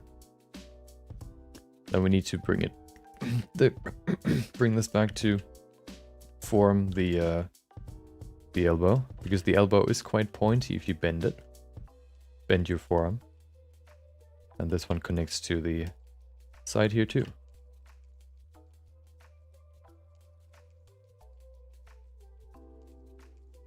Okay.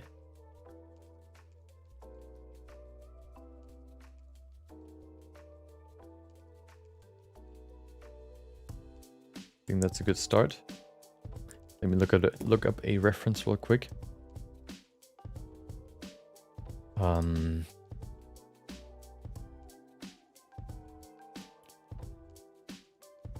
about we're looking for... Oh, wait, I can look at... Maybe. Let's see.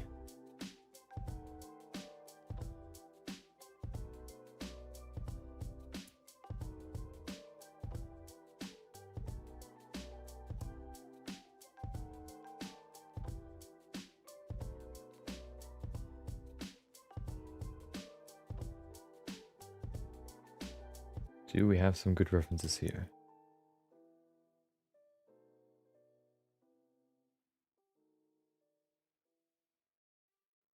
We do not. Okay. Bicep, hold on. Bodybuilder, biceps, flex. Okay.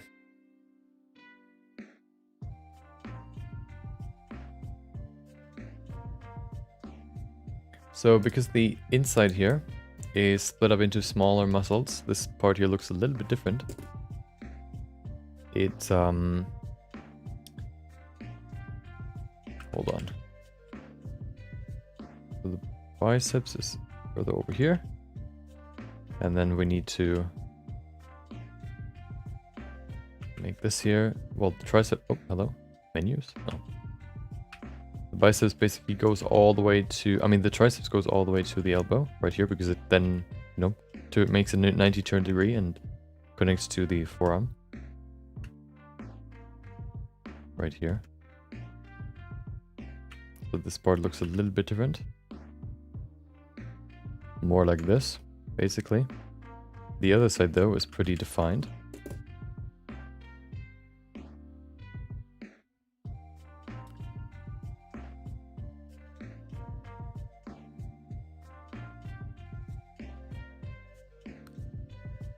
So it basically, you know, still connects to this piece here.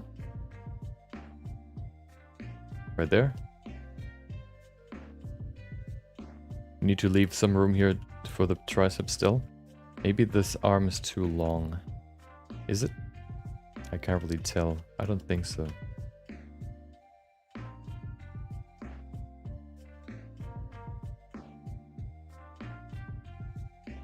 That's better. So here it connects to the arm. Oh, hold on, did we... Wait, we already remeshed this, right? Yeah, but I just pulled it that far over there that I don't have any geometry here. Okay, let's just remesh it again. There you go.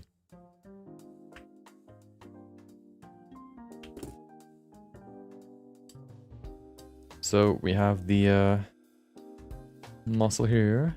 Hello, please don't go through. That connects to the upper arm, right there. So that's the brachialis, connecting right here.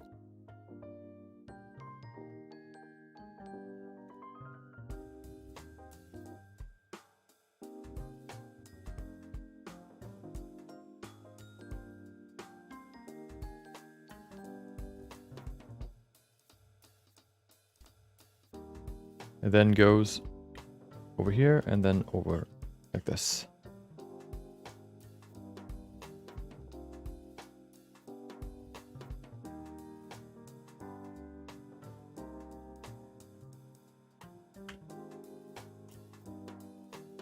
So that's the first one.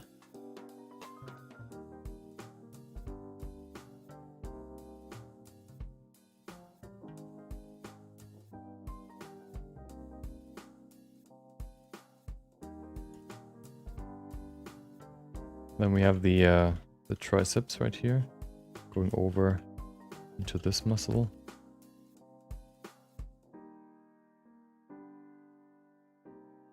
This pose is kind of weird, let me tell you.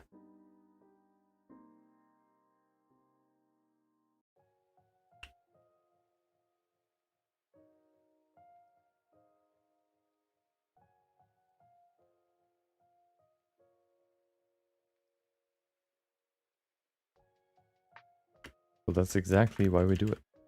Let me do the other muscle here first. It needs to be in the middle right here.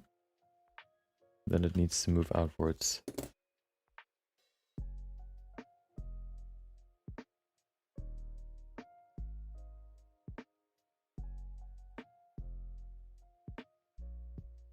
So this triangle actually stays, which is interesting.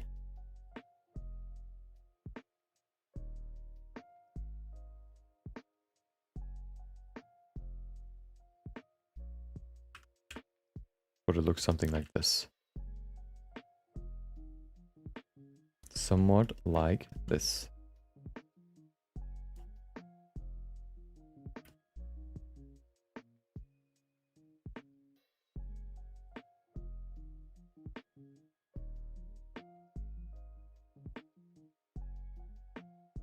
And then we have the outer muscles. We have the elbow right here, so we can connect both arms. And then we have the other muscles that come from here, going into, well, going to the fingers.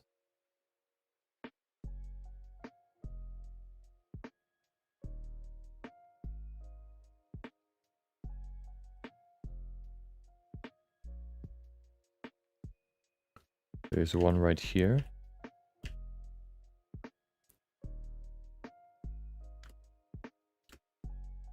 Okay, that's one of them.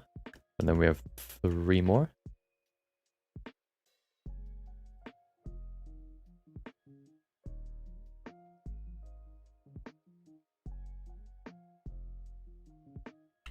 So let's draw them in. We have this space here. Okay. We have 3 more, so we have... That's kind of hard to draw.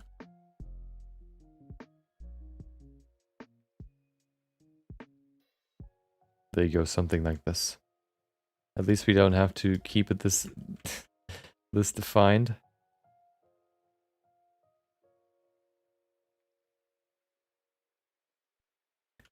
Okay. Yeah, this pose is still one of the poses that I don't fully get, especially because this part here looks kind of weird. Kind of changes the way the muscles, I guess. Well, there's something that I don't fully know yet about where the muscles are, or where they sort of lie, which makes it look weird right now. And then we still have that little bone right here.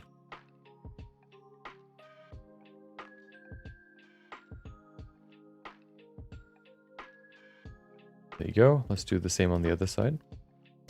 We have the thumb on the right side, so we have the bone on the left side.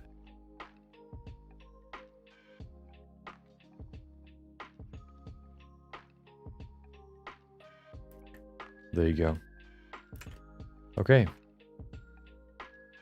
So this is the final version of today's stream. We basically went through the upper body, except for the hands as well as the head. We looked a little bit deeper into where all the muscles are. We learned that there are a few more muscles. These ones here in particular. Yeah. I think it looks pretty good. I think we can work with this. Once all the smoothing is done and all the clothing is on top of that, I think it'll look pretty cool. Let me check this real quick. There's something that I want to change here. I think we need to move this a little bit further over here.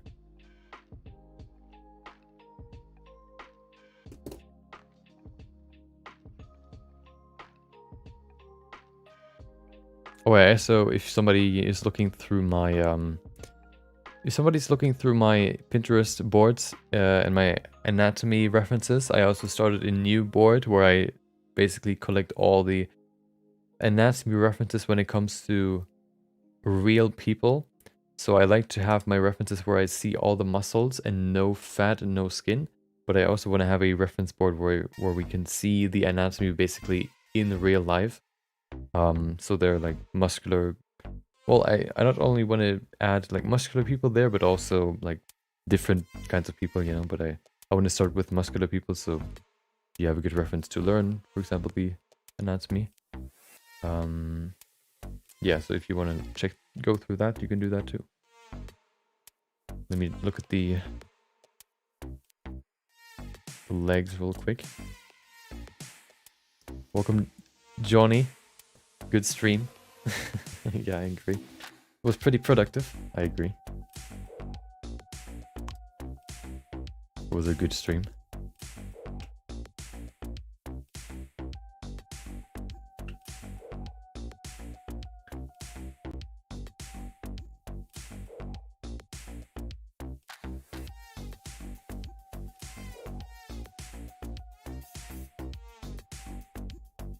There you go. That makes more sense. Does it? Well, hold on.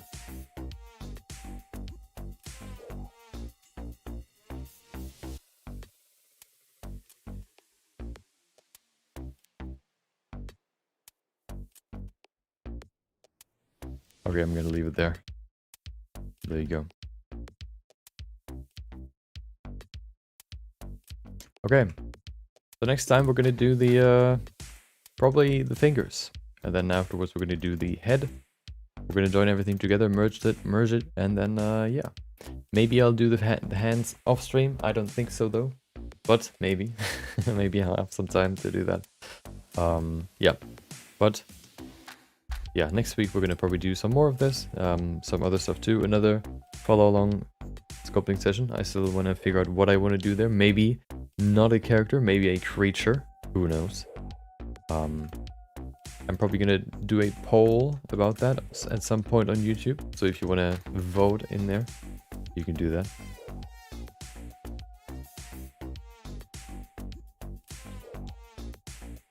Yeah, but this is basically that's gonna be the plan. Tomorrow, of course, we have the personal feedback session. So if you have anything still that you haven't submitted yet, then do it. You have one more day to submit. And once I start, I'm not gonna accept any more. Okay, new rule. Yeah, give the man a hand. Okay, yeah. Thank you for joining, thank you for watching, thank you for listening, chatting, or just being here. I hope you enjoy the rest of your day, rest of your night, rest of your evening. Maybe I'll see you next time. Until then, take care.